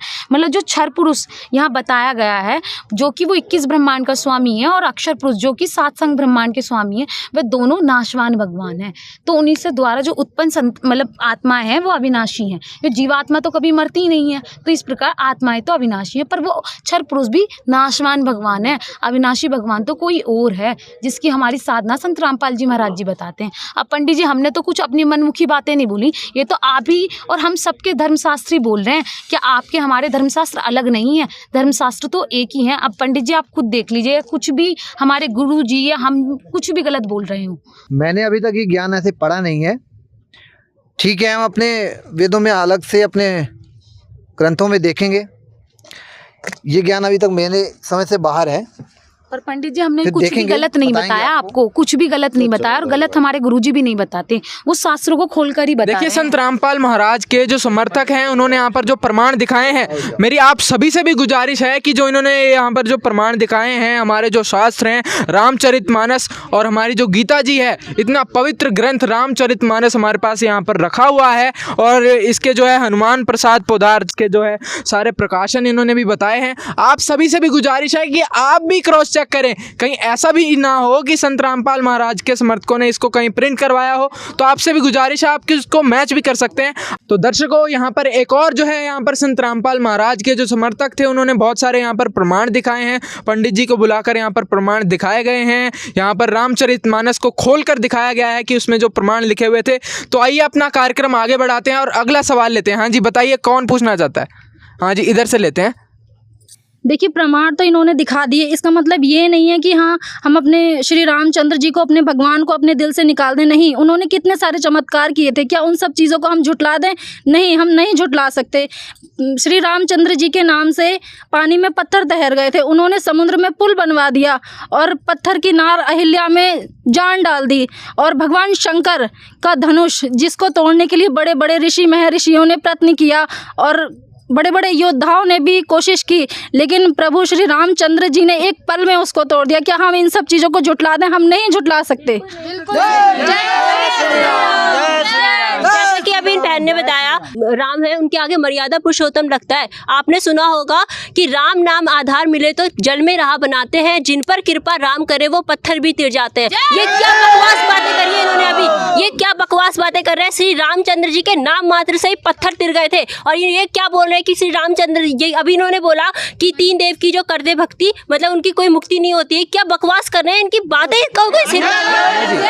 यहाँ पर बहुत बड़ी बात निकल कर आई है कि भगवान राम ने, भगवान श्री पुरुषोत्तम राम ने, उनके राम नाम लिखने से इतना बड़ा पुल बन गया था, उन्होंने पुल बनवा दिया था। हाँ जी, आप लोग बताइए। जैसा कि इन्होंने कहा कि भगवान श्री राम ने समुद्र पर पुल बनवा दिया था, तो मैं इनसे कहना चाहूँगा कि सारे हिंदू समाज में राम सेतु को लेकर अनेक अनेक धारणाएं हैं। तो कुछ लोगों का मानना है कि नल नील ने समुद्र पर पत्थर तैरा दिए थे, और कुछ लोगों का ये भी मानना है कि हनुमान जी ने पत्थर पर श्री राम लिख दिया तो पत्थर तैर गए थे। जबकि हमारे गुरुजी संत रामपाल जी महाराज ने शास्त्रों से प्रमाणित करके बताया है कि जब श्री राम समुद्र में 3 दिन तक खड़े होकर समुद्र से प्रार्थना की थी, समुद्र पर पुल बनवाने के लिए कि हमें रास्ता दे दो, तो समुद्र ने रास्ता नहीं दिया था और श्री राम ने कई प्रयत्न किए लेकिन वो उसमें सफल नहीं हो पाए। तब कबीर परमात्मा स्वयं मुनिंदर ऋषि रूप में वहाँ प्रकट हुए थे और अपनी आशीर्वाद से, अपनी शक्ति से पर्वत के चारों ओर रेखा खींचकर उस पर्वत के सारे पत्थर हल्के कर दिए थे, जिससे वो समुद्र पर तैर गए थे और पुल बन गया था। अब कुछ लोगों के मन में ये चीज़ भी आएगी कि मुनिंदर ऋषि कौन थे, तो मैं आपको गुरुजी के ज्ञान आधार से बताना चाहूँगा। गुरुजी ने सूक्ष्म वेद से प्रमाणित किया है और कबीर परमेश्वर ने अपनी वाणी में भी बताया है कि मैं चारों युगों में आता हूँ। कबीर परमात्मा ने वाणी बोली है कि सतयुग में सत सुकृत कह टेरा, त्रेता नाम मुनिंदर मेरा, द्वापर में करुणा में कहाया, कलयुग नाम कबीर धराया। तो कबीर परमात्मा स्वयं मुनिंदर ऋषि रूप में आए थे और लीला की थी। जी, आप कुछ बताना चाह रहे हैं? अगर आप इन चमत्कारों से भगवान राम को सर्वोपरि भगवान मानते हैं तो ऐसे तो अनेकों ऋषि हुए हैं जिन्होंने बहुत चमत्कार किए हैं। अगस्त ऋषि ने 7 समुद्र को एक घूंट में पी लिया था। तो ऐसे तो अगस्त ऋषि बड़े हुए रामचंद्र जी से। तो जैसे वाणी है कि समुद्र पार लंका गयो सीता को भरतार, अगस्त ऋषि ने 7 पी लिए, इनमें कौन करतार। ऐसे तो अगस्त ऋषि बड़े हुए और अनेकों और भी ऋषि हुए हैं जो उन्होंने चमत्कार किए हैं। तो दर्शकों, कहीं ना कहीं इनकी बात ठीक भी है, क्योंकि किसी भी चमत्कार से हम भगवान की समर्थता को चेक नहीं कर सकते हैं। आइए और दूसरे सवाल की ओर बढ़ते हैं। जी, राम जी को कोई साधारण शक्ति ना समझिए। राम जी आदि पुरुष, उत्तम पुरुष और सबसे सर्वश्रेष्ठ हैं। उनके जैसा कोई नहीं हो सकता। तो दर्शकों, यहाँ पर एक और सवाल निकल कर आया है। इनका कहना है कि राम ही आदि पुरुष हैं, वही उत्तम पुरुष हैं, उनसे ऊपर कोई भगवान नहीं है। हाँ जी, बताइए। भगवान राम हमारे लिए आदरणीय है लेकिन पूजनीय नहीं है। पुरुषोत्तम का अर्थ होता है पुरुषों से उत्तम। हमारे गुरुजी हमारे वेदों से बताते हैं, जिसका प्रमाण गीता अध्याय 15 श्लोक नंबर 17 में दिया गया है कि वह पुरुषोत्तम परमात्मा अर्थात अविनाशी परमात्मा कोई और है जो सबका पालन पोषण करता है, अर्थात वह तीनों गुणों से भिन्न है, वह कबीर परमात्मा है। इसके साथ साथ अध्याय 18 श्लोक नंबर 62 और 66 में भी बताया गया है कि वह उस अविनाशी परमात्मा की शरण में जाने से ही पूर्ण मोक्ष प्राप्त होता है। इसके साथ साथ हमारे गुरुजी रामचरितमानस से भी बहुत सारे प्रमाण देते हैं। जैसे बालकांड के दोहा 143 के चौपाई 3 में बताया गया है कि वह सच्चिदानंद घन ब्रह्म पूर्ण परमात्मा कबीर परमेश्वर जी हैं, जिसके अंश से अनेकों ब्रह्मा जी, विष्णु जी तथा महेश जी उत्पन्न होते हैं। इसके साथ साथ बालकांड के दोहा 145 की चौपाई 1 में बताया गया है कि वह सर्व सुख देने वाला परमात्मा कबीर परमेश्वर जी है, जिसकी वंदना श्री ब्रह्मा जी, विष्णु जी तथा महेश जी भी करते हैं। दर्शकों, आज के इस एपिसोड में रामचरितमानस के ऐसे गूढ़ रहस्य बताए जाएंगे जो आज तक हम सभी से छुपाए गए थे। रामचरितमानस के इन गूढ़ रहस्यों को देखकर आपके होश उड़ जाएंगे और आप इन नकली धर्मगुरुओं, कथावाचकों और प्रचारकों को कोसने पर मजबूर हो जाओगे कि इतना अद्भुत ज्ञान हमसे क्यों छुपाया गया। इस एपिसोड को देखने के बाद आप खुद कहोगे कि ये सब तथाकथित धर्मगुरु सनातन धर्म के नाशक हैं। दर्शकों, इस एपिसोड को देखने के बाद आपको सहज ही समझ आ जाएगा कि सनातनी पूजा के पतन के पीछे क्या राज छुपा है। अब आपको दिखाते हैं श्री रामचरितमानस से वह प्रमाण जिससे स्पष्ट होगा कि ब्रह्मा, विष्णु, महेश से ऊपर भी कोई भगवान है। बालकांड में एक प्रकरण आता है जब मनु और सतरूपा परमात्मा को पाने के लिए तपस्या करने लगते हैं। आइए देखते हैं मनु और सतरूपा किस परमात्मा की भक्ति कर रहे थे। ये है श्री रामचरितमानस से बालकांड का दोहा नंबर 143, जिसकी चौपाई नंबर 3 में लिखा है कि नेति नेति जेहि वेद निरूपा, निजानंद निरूपाधि अनुपा, शंभु विरंची विष्णु भगवाना, उपजहीम जासु अंश ते नाना। जिन्हें वेद नेति नेति यानी यह भी नहीं कहकर निरूपण करते हैं, जो आनंद स्वरूप, उपाधि रहित और अनुपम हैं, एवं जिनके अंश से अनेकों शिव, ब्रह्मा और विष्णु भगवान प्रकट होते हैं। वेदों में जिसको पूर्ण परमात्मा बताया गया है, वो पूर्ण परमात्मा इतना समर्थ है कि ब्रह्मा, विष्णु और महेश उनके अंश से आत्म रूप में प्रकट हुए हैं। यहाँ स्पष्ट है कि ब्रह्मा, विष्णु और शिव पूर्ण परमात्मा नहीं है। जिसके अंश से ये तीनों देवता उत्पन्न होते हैं, वो पूर्ण परमात्मा है। रामचरितमानस में कहा है कि ईश्वर अंश जीव अविनाशी, चेतन अमल सहज सुखरासी, यानी ईश्वर से ही उत्पन्न होने के कारण आत्मा अविनाशी है, यानी आत्मा कभी नहीं मरती। जिस परमेश्वर से जीव आत्मा उत्पन्न हुआ है वह परमेश्वर अविनाशी, चेतन, निर्मल और स्वभाव से सुख की राशि है। लेकिन सब जीवों के शरीर नाश हो जाते हैं, जिसका समर्थन गीता अध्याय 15 श्लोक 16 भी करता है। आत्मा को अविनाशी इसीलिए कहा गया है क्योंकि आत्मा रूप में ब्रह्मा, विष्णु, महेश, दुर्गा व क्षर पुरुष यानी गीता ज्ञान दाता तथा सर्व प्राणियों की उत्पत्ति उसी पूर्ण परमात्मा ने की है।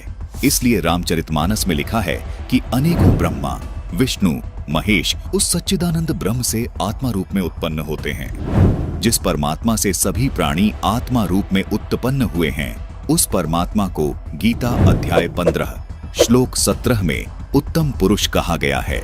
उसी परमात्मा को तीनों लोकों में धारण पोषण करने वाला परमात्मा तथा वास्तव में अविनाशी परमेश्वर कहा गया है।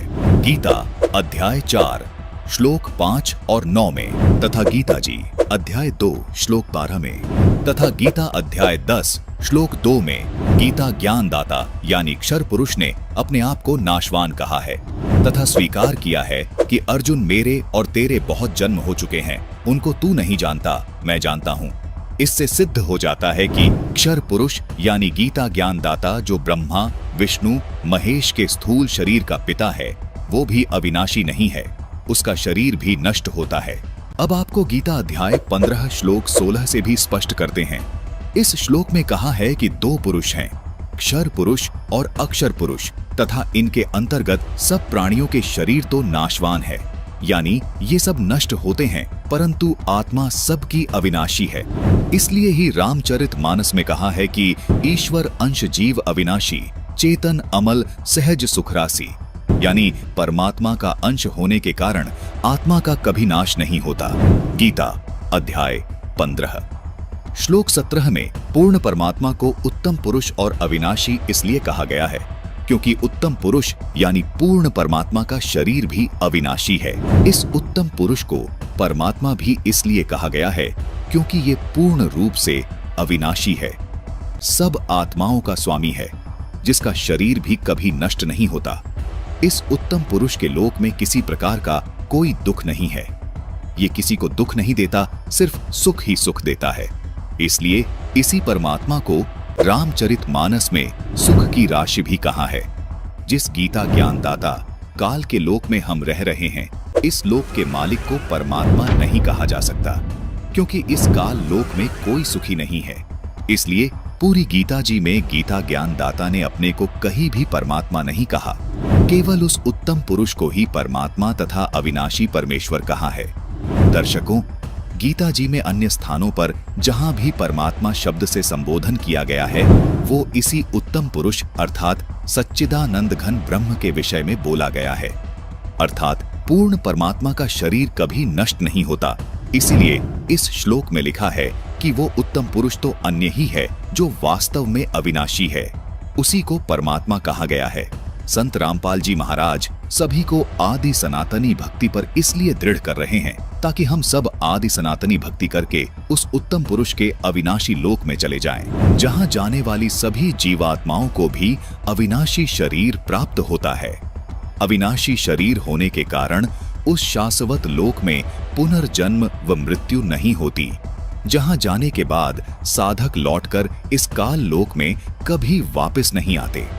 इसी को पूर्ण मोक्ष कहा जाता है। गीता अध्याय 18 श्लोक 62 में गीता ज्ञान दाता इसी अविनाशी लोक की बात कर रहा है। यही वो शाश्वत यानी सदा रहने वाला स्थान सतलोक है। इसी के साथ रामचरितमानस में उत्तरकांड दोहा नंबर 116 की चौपाई 1 में बताया गया है, ईश्वर अंश जीव अविनाशी, चेतन अमल सहज सुख राशि।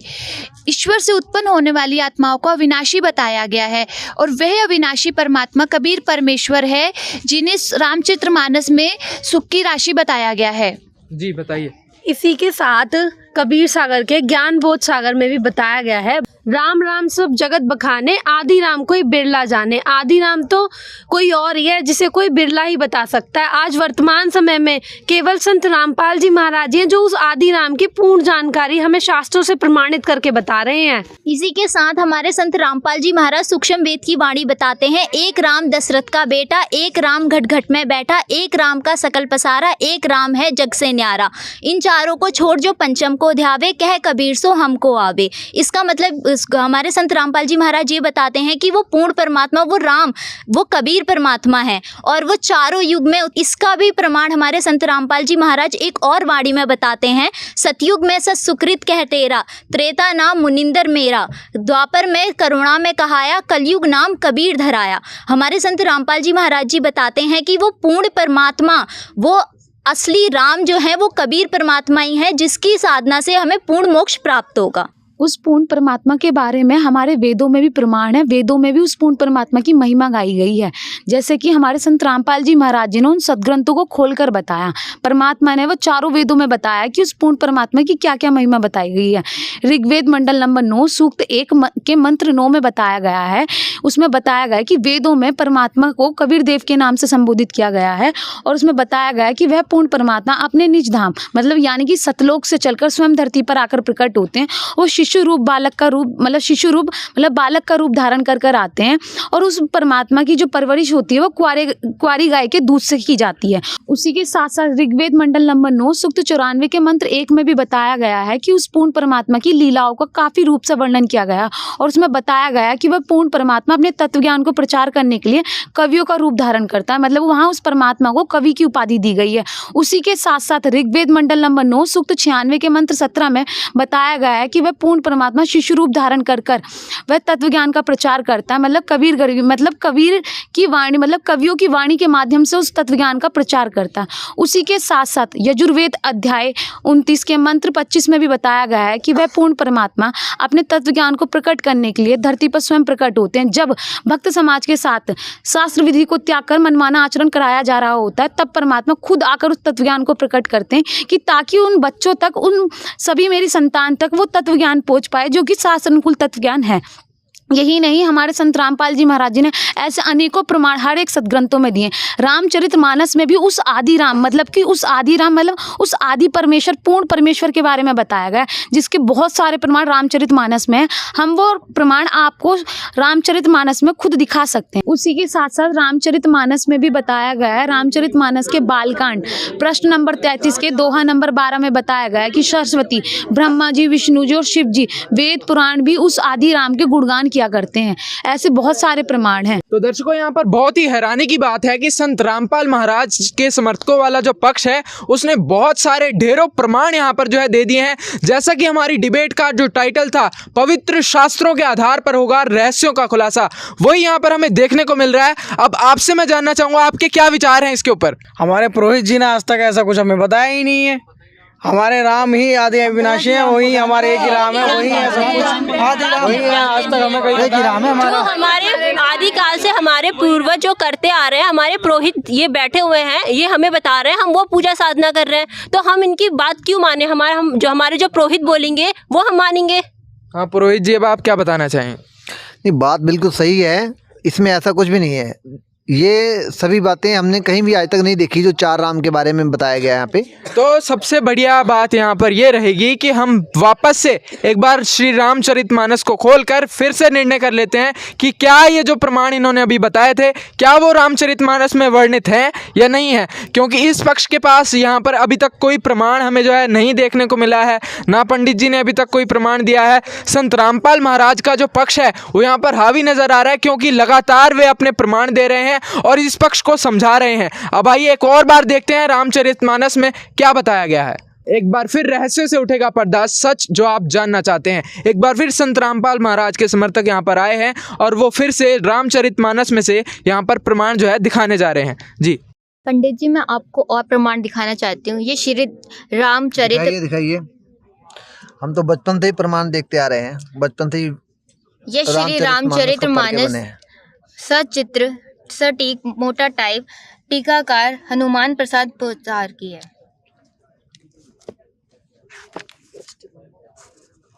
इसका प्रश्न नंबर 136 रामचरितमानस बालकांड।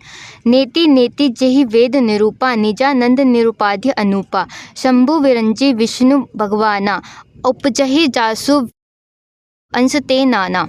अर्थात वेद नेति नेति यह भी नहीं कहकर निरूपण करते हैं जो आनंद स्वरूप उपाधि रहित और अनुपम है और जिसके अंश से अनेकों शिव जी ब्रह्मा जी और भगवान विष्णु जी प्रकट होते हैं, अर्थात वह अविनाशी कभी परमात्मा जी हैं। इसका एक श्लोक और। प्रश्न नंबर 137 सुनु सेवक सुरतरु सुरधेनु विधि हरि हर वंदित पद रेणु सेवत सुलभ सकल सुखदायक प्रणत पाल सचराचर नायक। हे प्रभु सुनिए, आप सब सेवकों के लिए कल्प वृक्ष और कामधेनु हैं। आपकी चरण रज की ब्रह्मा विष्णु और शिवजी भी वंदना करते हैं। आप सेवा में करने में सुलभ हैं और सब सुखों में देने वाले हैं। आप शरणागत के रक्षक हैं और जड़ चेतन के स्वामी, अर्थात वह अविनाशी कभी परमात्मा है जिसकी वंदना भगवान शिव जी, भगवान विष्णु जी और भगवान ब्रह्मा जी करते हैं। पंडित जी, आप इसमें पूर्ण परमेश्वर के बारे में भी बताया गया, जैसे कि अभी हमने आपको वेदों से बताया गया था पूर्ण परमेश्वर के बारे में।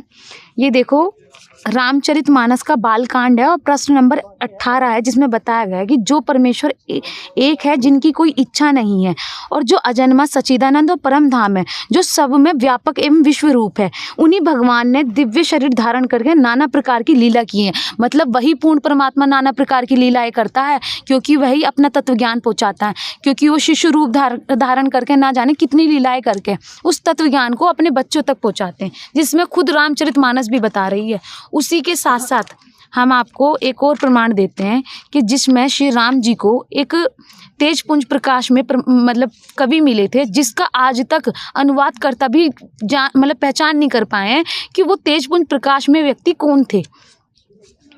तेज पुंज का कोई कवि तो हो नहीं सकता, सोचने वाली बात है पंडित जी। देख लीजिए पंडित जी, प्रश्न नंबर 419 है जिसमें बता रखा है, जिसमें अनुवादकर्ता खुद भ्रमित हैं कि मतलब वो तेज पुंज के व्यक्ति कौन थे। ते ही अवसर एक तापसु आवा तेज पुंज लघु वया सुहाबा कभी अलिखित गति वेश विरागी मन क्रम वचन राम अनुरागी। उसी अवसर पे वहाँ एक तपस्वी आया जो तेज पुंज का मतलब छोटी अवस्था का और सुंदर था, उसकी गति कभी नहीं जानते अथवा वह कभी था जो अपना परिचय नहीं देना चाहते, वह वैरागी वेश में था। इस तेज पुंज ताप के प्रसंग को कुछ टीकाकार छेपक मानते हैं, मतलब वो खुद भी अनुवाद नहीं कर पाए हैं और कुछ लोगों के देखने में यह अप्रासंगिक और ऊपर से जोड़ा हुआ सा जान भी पड़ता है, परंतु यह सभी प्राचीन कृतियों में भी है। गोसाई जी अलौकिक अनुभवी पुरुष थे, पता नहीं यहाँ इस प्रसंग के रखने में क्या रहस्य है। रहस्य बता रहे हैं कि इसको प्रसंग को रखने में क्या रहस्य है, परंतु यह छेपक तो नहीं है। इस तापस को जब कभी अलिखित गति कहते हैं तो तब निश्चय पूर्वक कौन क्या कह सकता है कि हमारी समस्या ये तापस या तो श्री हनुमान जी थे या अथवा ध्यानस्थ तुलसीदास जी, मतलब उनको खुद भी नहीं पता या तो वो हनुमान जी थे या क्योंकि वो तो पूर्ण परमात्मा थे, क्योंकि पूर्ण परमात्मा चारों युगों में आते हैं और परमात्मा त्रेता युग में मुनिंद्र ऋषि के रूप में आए थे अपने तत्व ज्ञान को बताने के लिए कि मैं अपने बच्चों तक उस तत्व ज्ञान को बता पाऊँ जो शास्त्रानुकूल ज्ञान है।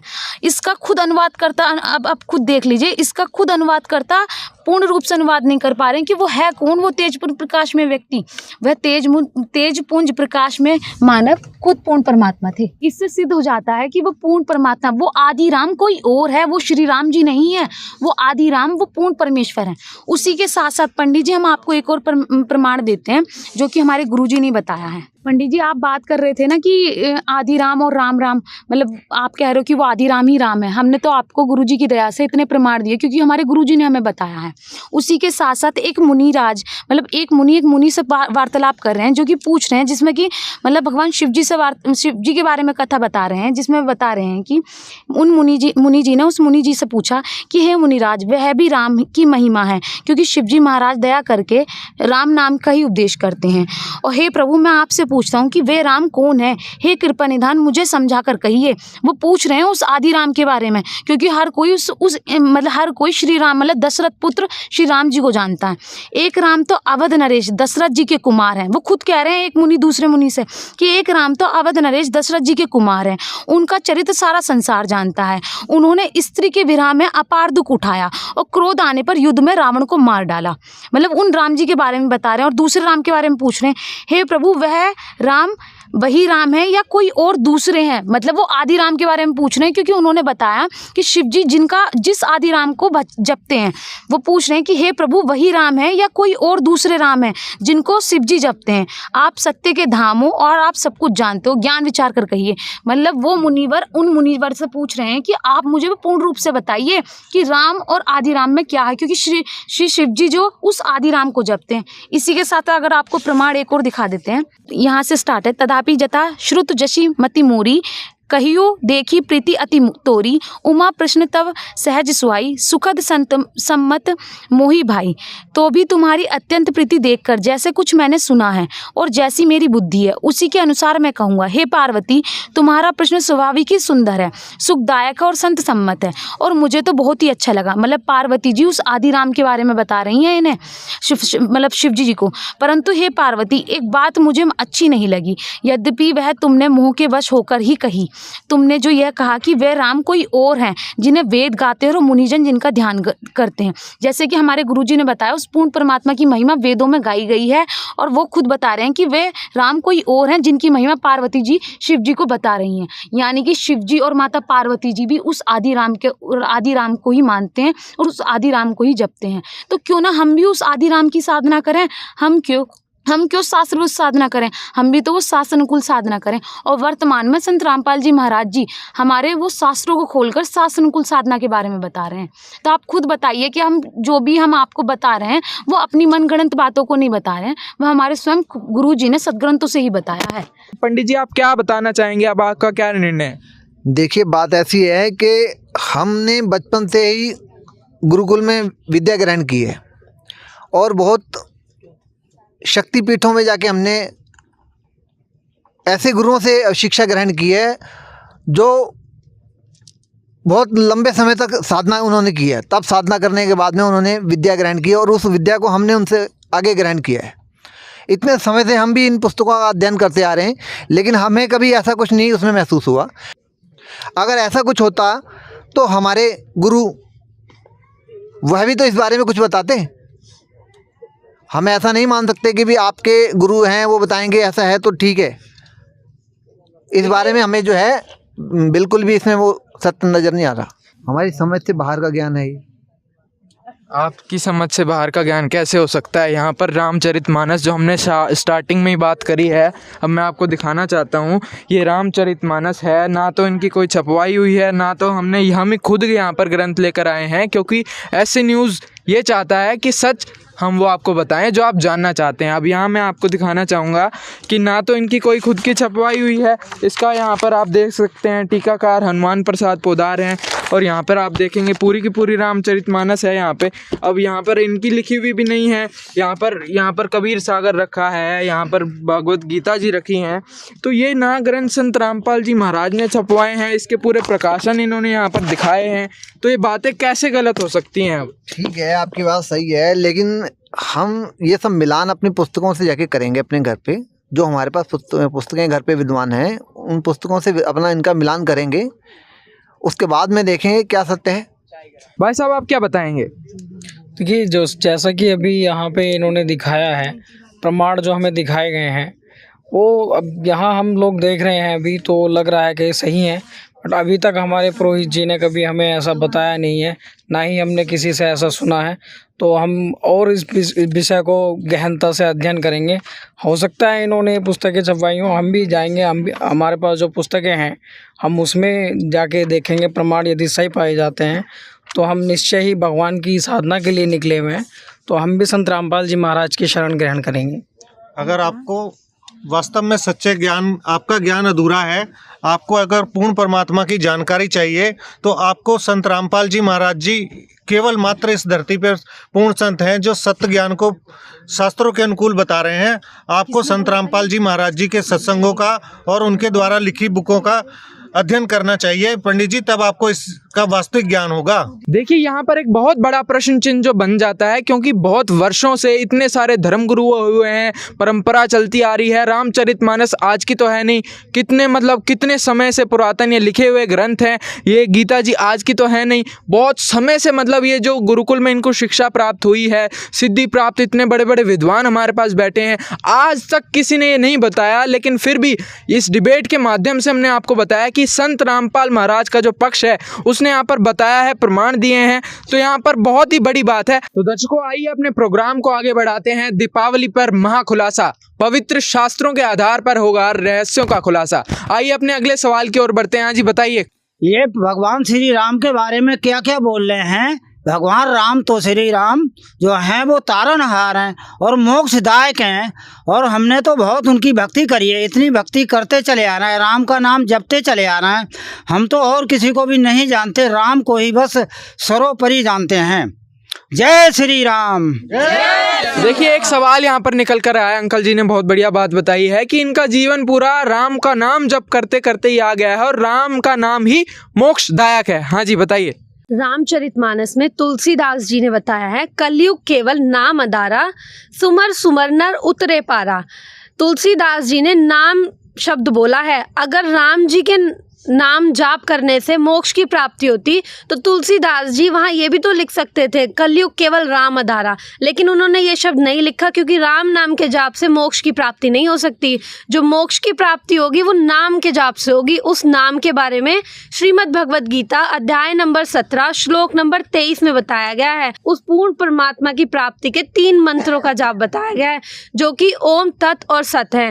तत् और सत मंत्र जो है वो एक सांकेतिक मंत्र है जो सिर्फ एक तत्वदर्शी संत ही बता सकता है, और वर्तमान में वो तत्वदर्शी संत केवल संत रामपाल जी महाराज ही हैं जो उन 2 मंत्रों का भेद बता रहे हैं। बंदी छोड़ सद्गुरु रामपाल जी भगवान जी की जय हो। दर्शकों, जो गीता अध्याय 17 श्लोक 23 में ओम तत्सत, यह एक नाम है। ये नाम है जो पूर्ण मोक्षदायक है, जिसके विषय में श्री रामचरितमानस के बालकांड के दोहा नंबर 25 की चौपाई नंबर 3 व 4 में लिखा है, सुमेरी पवन सुत पावन नामू, अपने बस करी राखे रामू, कहों कहां लगी नाम बढ़ाई, रामू न सकहीं नाम गुण गाई। ये वो नाम है जो परमात्मा को अपने बस कर लेता है। कहते हैं ये त्रिलोकी राम भी उस नाम की महिमा से परिचित नहीं है। और इसके साथ साथ इन्होंने जैसे अभी बहन जी ने बताया है कि ओम तत् जो है ये सतनाम का जाप है। श्री गुरु ग्रंथ साहब जी में प्रमाण है कि सोई गुरु पूरा कहावे जो 2 अक्षर का भेद बतावे, एक लखावे एक छुड़ावे तो प्राणी निज घर को जावे। तो ये संत रामपाल जी महाराज जी ने सतनाम का जाप अपने सभी शिष्यों को दिया है। ये शास्त्र अनुकूल है और इसी नाम के बारे में बार बार सभी संतों ने जिक्र किया है, और ये जाप संत रामपाल जी महाराज जी अपने सभी शिष्यों को देते हैं, और इसी नाम का जाप से ही मोक्ष की प्राप्ति होगी। यानी कि इस नाम के जाप से जो है मोक्ष की प्राप्ति होगी। हाँ जी, इधर से क्या सवाल है? ऐसे ही एक गुरु नानक देव जी की वाणी है जिसमें बताया गया है, नानक दुखिया सब संसार, सुखी सोए जो नाम आधार। इसमें नाम के बारे में बताया गया है, ना कि राम के बारे में। तो हमारे संत रामपाल जी महाराज जी वो नाम देते हैं जिससे कि हमें मंत्र जाप करने से सुख मिलता है और हमें मोक्ष की प्राप्ति होती है, जो कि हम नित्य जाप करते हैं, सुबह भी करते हैं, शाम भी करते हैं, डेली ये मंत्र का हम जाप करते हैं, जिससे कि हमें सुख मिल सकता है और मोक्ष की प्राप्ति हो सकती है। अगर ये लोग भी उस मंत्र को शास्त्रों के द्वारा बताए गए अनुसार भक्ति करेंगे तो इनको भी लाभ संभव है। तो दर्शकों, जैसा कि संत रामपाल जी महाराज के समर्थकों ने यह बात सिद्ध करके बताई है शास्त्रों से कि उस राम के जो असली नाम है उन सत मंत्रों से जाप करने से ही हमें मोक्ष की प्राप्ति हो सकती है, और वही नाम जो है तारक नाम है। हम भी राम नाम का ही जाप करते हैं। इन्होंने हमें बहका रखा है और ये सनातन विरोधी हैं और राम विरोधी हैं। हम भी दिन राम कर रहे हैं और राम का नाम हमारे सारे राम भक्त बैठे हैं। जय श्री राम, जय श्री राम। राम का नाम जाप करते हैं। जी, इनका कहना है कि ये भी राम का नाम जाप करते हैं और आप लोग जो है सनातन विरोधी हैं। अब आप लोग बताइए, आप सनातन विरोधी हैं या आप सनातन हितैषी हैं? आपने बहुत सारी जो है बातें बिल्कुल हटकर बताई हैं जो आज तक किसी ने नहीं सुनी है। आज के महाखुलासा के प्रोग्राम में आपने भी बहुत सारी बातें ऐसी सुनी होंगी जो आज तक आपने नहीं सुनी। इसलिए ऐसे न्यूज़ भी आपसे गुजारिश करता है, जो भी चर्चा यहाँ पर हुई है शास्त्रों के प्रमाणित चर्चा हुई है। अब आप लोग बताइए, आप क्या बताना चाहेंगे? संत रामपाल महाराज क्या सनातन विरोधी हैं या सनातन हितैषी हैं? आप क्या बताएंगे? संत रामपाल जी महाराज जी सनातन विरोधी नहीं है, सनातन हितैषी हैं। संत रामपाल जी महाराज जी ने, आपकी जानकारी के लिए बता दूं कि जो ये अयोध्या में श्री राम के मंदिर की स्थापना हुई थी उसमें अखंड भंडारा चलाया था, जो 24 घंटे लाखों लोगों ने किया, वो निःशुल्क था। उसका प्रमाण आप जाके वहाँ पे पता कर सकते हैं और पूरी जानकारी ले सकते हैं कि निःशुल्क भंडारा कितने दिन तक चला था। आइए दर्शकों, अब आपको संत रामपाल जी महाराज द्वारा 1 महीने तक श्री राम जन्मभूमि अयोध्या में कराए गए भंडारे के बारे में दिखाते हैं।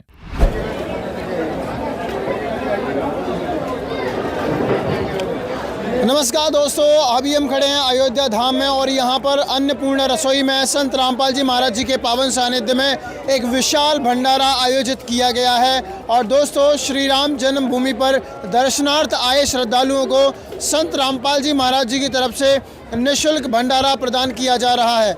दोस्तों, यहाँ पर रात का वक्त है और यहाँ पर इतनी ज़्यादा तादाद में श्री राम भक्त आए हुए हैं, लेकिन सभी प्रकार से जो व्यवस्था है वो एकदम चाक पाक नज़र आ रही है। बहुत सुंदर व्यवस्था है। आप देख सकते हैं मेरे पीछे जो संत रामपाल जी महाराज जी के तमाम सेवादार हैं वो खड़े हैं, विभिन्न सेवादार हैं, बहुत से सेवादार हैं वो यहाँ पर खड़े हुए हैं। And the guys are doing their seva in a fantastic way, all the works are going on in a fantastic way. सारे काम बहुत ही शानदार तरीके से चल रहे हैं। दोस्तों, यहाँ पर एक लाइन लगाई गई है माताओं बहनों की, एक अलग से लाइन है। आप देखिए, ये जो लाइनें हैं वो माताओं बहनों की लाइन है।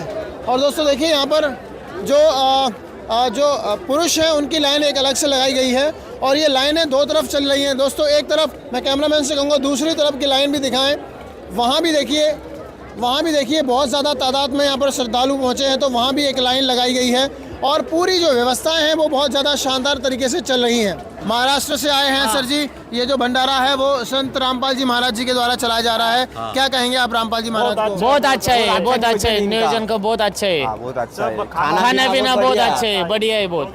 कोई पैसा तो नहीं ले रहे? नहीं, कोई नहीं, बहुत मुफ्त में है सब, बहुत अच्छा है। दोस्तों, ये तो वो लाइनें हैं जो यहाँ पर ये जो भंडारा चलते चलते भी काफ़ी समय हो चुका है। और देखिए, अब यहाँ पर तमाम जो सेवादार हैं, तमाम जो श्रद्धालु हैं वो भोजन का आनंद लेते हुए नज़र आ रहे हैं। और देख सकते हैं यहाँ पर ब्रेंच पर बैठकर लोग भोजन कर रहे हैं, बड़े आनंदित महसूस कर रहे हैं। इनके व्यूज़ भी हम आपको बताएंगे और इनसे जानेंगे भी कि क्या इन्होंने कोई पैसा दिया है या ये जो सेवा है, ये जो सुविधा इनको मिल रही है, that is free of cost. We will tell you each and everything. बने रहिए आप ऐसे न्यूज़ के साथ में।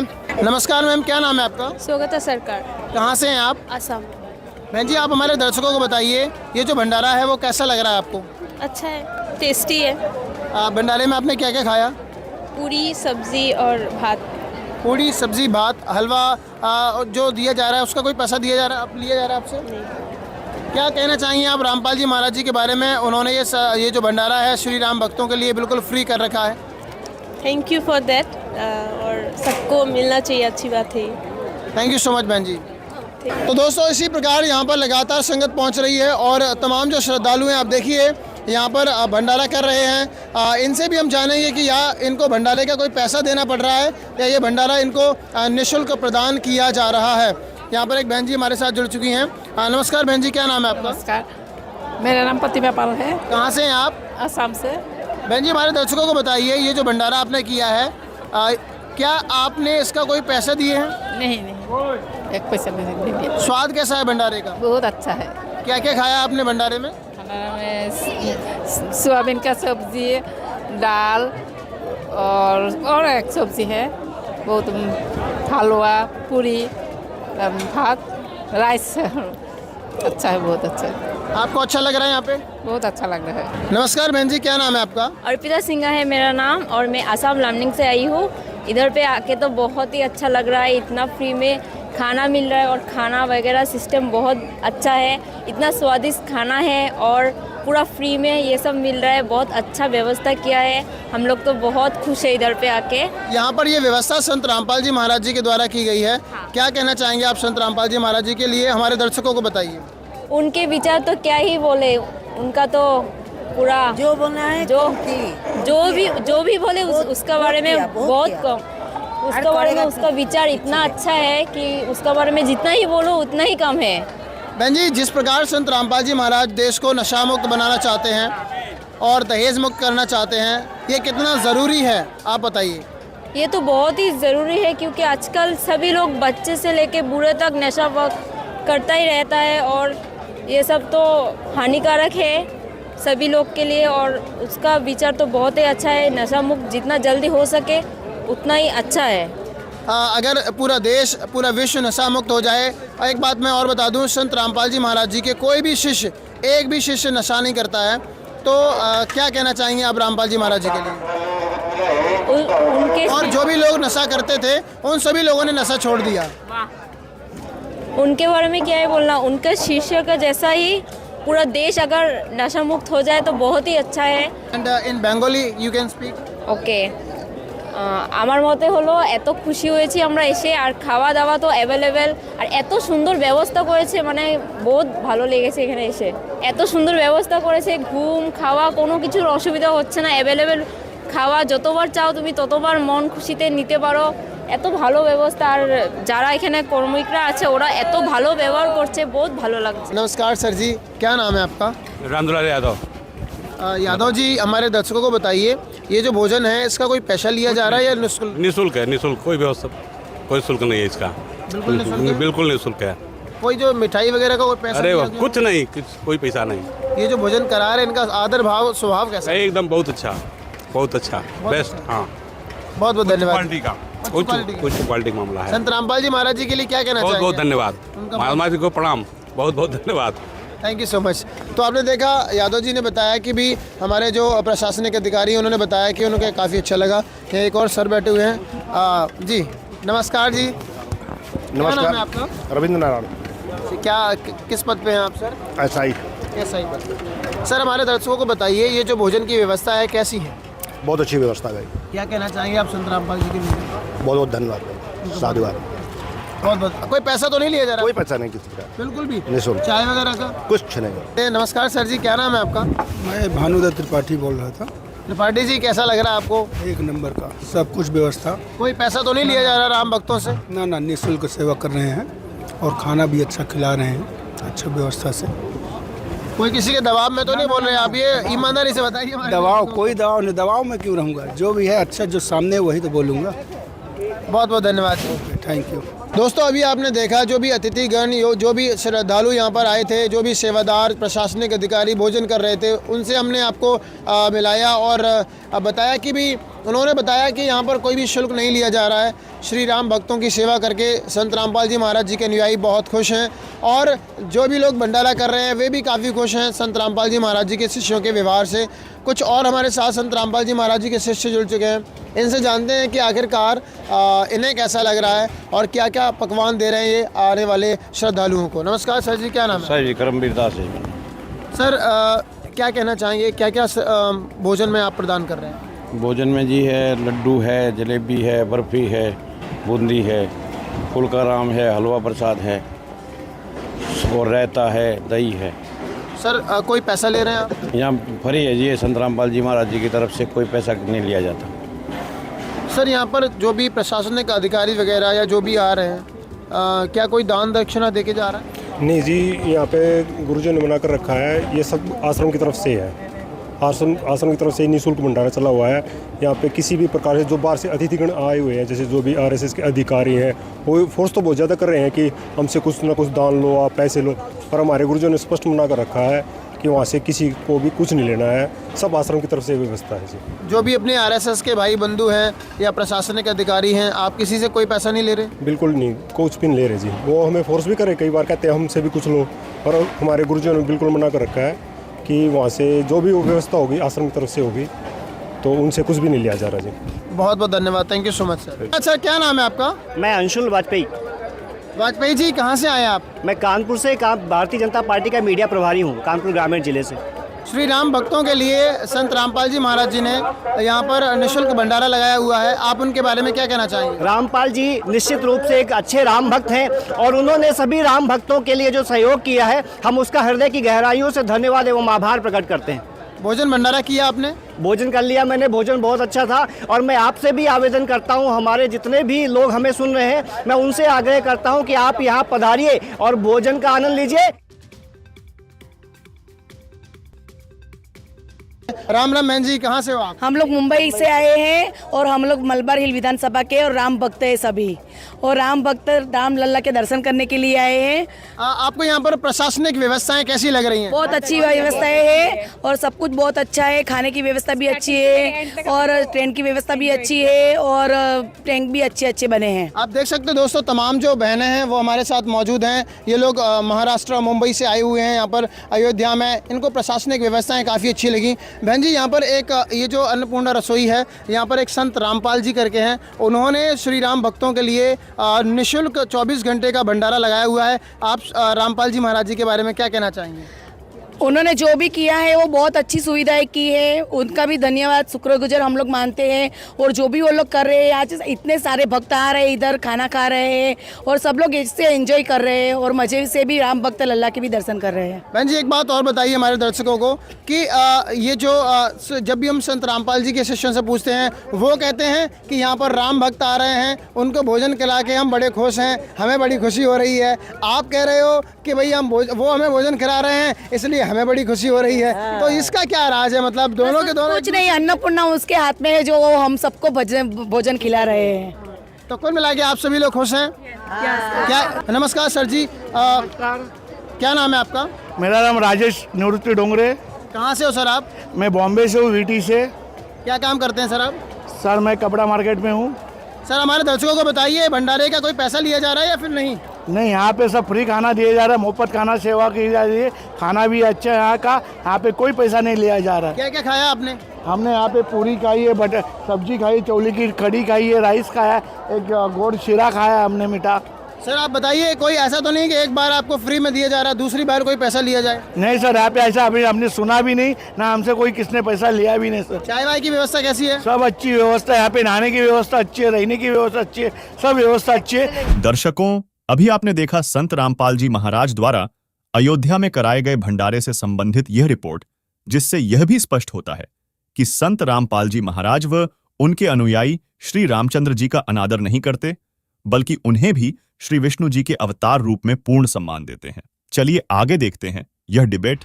जैसे कि ये हमें बता रहे हैं कि हम सनातन विरोधी हैं। पहली बात तो हमने इनको जितना भी प्रमाण दिए वो शास्त्रों से दिए और हमारे गुरुजी भी शास्त्रों को खोलकर ही बताते हैं। और सनातन हितैषी की बात करें, हम पूर्ण रूप से सनातन हितैषी हैं। अगर हम सनातन विरोधी होते तो हम शास्त्रों को नहीं मानते, क्योंकि सनातन धर्म के जो सनातन धर्म को मानते हैं वो अपने शास्त्रों को भी मानते हैं। और सनातन धर्म के लोग सनातन युग जो कहते हैं कि सतयुग में सनातन धर्म की पूजा होती थी, क्योंकि सनातनी लोग थे और वो एक ईश्वरवाद में आस्था रखते थे, मतलब वो एक पूर्ण परमात्मा की भक्ति करते थे। सतयुग में सिर्फ केवल एक परमात्मा की भक्ति की जाती थी और वर्तमान में संत रामपाल जी महाराज जी उन एक ईश्वरवाद के बारे में बता रहे हैं। और आज का हिंदू धर्म बहु ईश्वरवाद में पड़ गया है, तो आप कैसे अपने आप को सनातन हितैषी बता रहे हो? बल्कि वास्तविक तौर पर तो आप सनातन हितैषी हम हैं, क्योंकि हम उस सनातनी पूजा का शास्त्र अनुकूल मार्ग जान पाए हैं कि उस सनातनी पूजा को करने का शास्त्र अनुकूल मार्ग क्या है। और संत रामपाल जी महाराज जी ने ही हमें सनातन हितैषी बनाया, नहीं तो हम भी बहु ईश्वरवाद में पड़े रहते। पर आज हम संत रामपाल जी महाराज जी के द्वारा ही उन शास्त्रों के ज्ञान को जान पाए जो कि सनातनी पूजा का पूर्ण रूप से शास्त्र अनुकूल साधना बता रहे हैं। तो आप खुद सोचिए कि सनातन हितैषी कौन हुआ और सनातन विरोधी कौन हुआ। हम तो गुरुजी के अनुसार सनातन हितैषी ही हैं और हमारे संत रामपाल जी महाराज जी भी यही बताते हैं कि सनातन हितैषी वही होता है जो एक पूर्ण परमात्मा की भक्ति करता है और वो ना ही किसी बहुईश्वरवाद में पड़ता है। तो आप खुद सोचिए, आप बहुईश्वरवाद को मानते हैं या एक ईश्वरवाद को मानते हैं? हम तो एक ईश्वरवाद को मानते हैं और बहुईश्वरवाद की आप बात कर रहे हो, हम उनको आदरणीय मानते हैं पर पूजने योग्य नहीं मानते। पूजने योग्य कहीं ना कहीं संत रामपाल महाराज सनातन हितैषी ही हैं, क्योंकि उन्होंने इतने सारे जो हमारे धर्म ग्रंथ हैं, आज तक रामचरितमानस और ये गीता जी, जितने जो हमारे वेद शास्त्र हैं सारे बंद करके रखे हुए थे, या जो धर्म गुरु हैं उन्होंने इसके रहस्य नहीं बताए हैं, या संत रामपाल जी महाराज ने उनका ऐसा अध्ययन किया है जो अपने शिष्यों को बताया है कि इतने सारे रहस्य जो संत रामपाल जी ने खोले हैं। अब आप लोग क्या बताएंगे? हमारे प्रभु श्री राम की कृपा से अयोध्या में राम मंदिर की स्थापना हुई है। सत्य सनातन धर्म प्रतिष्ठा पर है, घर घर भगवा लहरा रहा है और राम राज्य आ गया है। हमारे भगवान की कृपा से, हमारे प्रभु श्री राम की कृपा से राम राज्य आ चुका है, आ गया है राम राज्य। जी हाँ, बिल्कुल, घर घर भगवा लहरा रहा है और राम राज्य आ चुका है। क्या बताना चाहेंगे? देखिए, राम राज्य तो सिर्फ संत रामपाल जी महाराज ही ला सकते हैं। इस दुनिया की जितनी भी कुरीतियाँ हैं, समाज की जितनी भी कुरीतियाँ हैं, सिर्फ संत रामपाल जी महाराज ही ख़त्म कर सकते हैं और कर रहे हैं। आज देखिए, जितने भी संत रामपाल जी महाराज के शिष्य हैं कितने ज़्यादा सुखी हैं, कितनी ज़्यादा उनको आज सुख मिल रहे हैं कि वो अपना बखान कर करके इतना बता रहे हैं आप लोगों को कि आप भी समझिए, आप भी संत रामपाल जी महाराज जी की शरण में आइए। किस तरीके से उनकी बेटियों को, अब वो उनकी बेटियाँ खुद को बोझ नहीं समझती हैं, अपने आप को बोझ नहीं समझती हैं। पेरेंट्स अब बेटियों को बोझ नहीं समझते हैं, उनकी दहेज मुक्त शादियां करा रहे हैं संत रामपाल जी महाराज। नशा मुक्ति, इस तरीके से नशा मुक्त कर दिया है समाज को कि जितने भी संत रामपाल जी महाराज के शिष्य हैं, आप ये देखिए कि आप उन्हें लाखों रुपए दे दीजिए लेकिन वो एक बीड़ी लेके नहीं दे सकते आपको, एक सिगरेट वाले के पास तक नहीं बैठ सकते। किस संत ने आज तक ऐसा करके दिखाया है? क्या कोई और धर्म गुरु आज तक इस संसार में ऐसा समाज, ऐसा राम राज्य लेकर आ पाए हैं? आप ही सोचिए, थोड़ा सा दिमाग लगाइए। आप लोग पढ़ा लिखा समाज है, आप सोच के देखिए इस चीज को कि संत रामपाल जी महाराज कितना अच्छा समाज एक बना रहे हैं, जहां पर उनके छोटे से छोटे शिष्य शास्त्र खोल खोल कर आपको बता रहे हैं। आज उन्होंने कितना समझाया है, आपको शास्त्रों से प्रमाणित किया है। क्या आप लोगों के छोटे छोटे बच्चे ये सारी चीजें जानते हैं? नहीं जानते। उनको आज तक ये नहीं पता कि हमारे शास्त्रों में क्या लिखा हुआ है, नहीं पता होगा। आप लोगों को खुद पता है इस चीज का। कहीं ना कहीं बहुत बड़ी बात है कि संत रामपाल महाराज के जो समर्थक हैं उनको इतना ज्ञान है, या फिर क्या चीज है, संत रामपाल महाराज ने ऐसी क्या शिक्षा दी है। सच्चे सनातन हितैषी होने का ये लोग जो दावा करते हैं, कहीं ना कहीं इसमें बहुत बड़ा दम है। जी। और वर्तमान में संत रामपाल जी महाराज जी हमें सभी देवी देवताओं की वास्तविक साधना बताते हैं, और ये ही नहीं कि हम मंदिरों में ही जाकर भगवान को प्राप्त कर सके। संत रामपाल जी महाराज जी, हमारे गुरु जी बताते हैं कि तीनों देवा कमल दल बसे, ब्रह्मा विष्णु महेश, प्रथम इनकी वंदना सुन सद्गुरु उपदेश। हमारे गुरु जी खुद बताते हैं कि हमें इन जो तीन लोक के अधिपति हैं, जैसे कि आपको खुद पता है कि एक मुख्यमंत्री, एक प्रधानमंत्री अपने योग्य के अनुसार हमें लाभ दे सकते हैं, पर पूर्ण परमात्मा हमें सर्व लाभ दे सकते हैं। ऐसे ही ब्रह्मा विष्णु महेश हमें अपने योग्य के अनुसार लाभ देंगे, वो पर हमारा पूर्ण मोक्ष नहीं कर पाएंगे। और रामयुग की बात, महान भविष्यवक्ताओं ने भविष्यवाणियाँ की हैं कि जो इस धरती पर रामयुग लाएगा वो एक आध्यात्मिक नेता होगा, ना कि एक राजनीतिक नेता। और वो आध्यात्मिक नेता मतलब कि वो वास्तविक संत रामपाल जी महाराज जी हैं, क्योंकि वो सभी कुरीतियों को खत्म कर रहे हैं और वो हमेशा एकता का संदेश देते हैं, ना कि अनेकता का। तो इसलिए हमारे संत रामपाल जी महाराज जी वो रामयुग लाएंगे, और वो संत रामपाल जी महाराज जी वो पूर्ण रूप से प्रयास कर रहे हैं। दर्शकों, आज के इस विशेष कार्यक्रम दीपावली पर महाखुलासा ऐसे न्यूज ने आपको जो एक कार्यक्रम दिखाया है, पवित्र शास्त्रों के आधार पर उठेगा रहस्यों से पर्दा। तो संत रामपाल महाराज के समर्थकों ने वो पर्दा उठा दिया है। आज इन्होंने रामचरितमानस, हमारे जो पवित्र शास्त्र हैं, गीता जी, इन सभी में से प्रमाण करके बताया है कि राम से ऊपर जो आदि राम भगवान है, उनकी भक्ति करने से ही जो है मोक्ष की प्राप्ति हो सकती है। और दूसरे साथ ही साथ इन्होंने ये भी बताया कि दीपावली का जो महापर्व है उसे मनाने का किसी भी शास्त्र में उल्लेख नहीं है। और संत रामपाल महाराज के समर्थकों ने जो भी बातें बताई वो कहीं ना कहीं शास्त्रों से प्रमाणित थी। इससे कहीं ना कहीं संत रामपाल जी महाराज के ज्ञान को झुठलाया नहीं जा सकता, क्योंकि संत रामपाल महाराज ही यहाँ पर एक सनातन हितैषी होने का बिल्कुल छवि बनाते हैं, क्योंकि इन्होंने इतने सारे रहस्यों का खुलासा किया है। तो कहीं ना कहीं अब आप इस निर्णय तक पहुँच सकते हैं, क्योंकि शास्त्र आपके घर भी रखे हैं और सभी के घर रखे हैं। जो भी बातें यहाँ पर लोगों ने करी हैं, उनका जो इन्होंने आंसर दिया है शास्त्रों के आधार पर, उसका आप मिलान करके इस डिबेट के निर्णय पर पहुंचे कि आखिर क्या सही है और क्या गलत है। क्योंकि शास्त्रों के आधार पर ही हमने पहले ही कहा था कि ऐसे न्यूज़ जो भी आपको सच दिखाता है, वो जो आप जानना चाहते हैं, अब उसका निर्णय सिर्फ और सिर्फ शास्त्रों के आधार पर ही हो सकता है। हमारी फिर से आपको एक बार फिर गुजारिश है कि आप भी स्वयं जाकर निर्णय करें। आपके घर पवित्र रामचरितमानस जो रखी हुई है उसको खोल कर देखें। अब ऐसे न्यूज़ के इस खास प्रोग्राम में बस इतना ही। एक और बार फिर मिलेंगे एक नए खुलासे के साथ। तब तक के लिए दीजिए इजाज़त। धन्यवाद।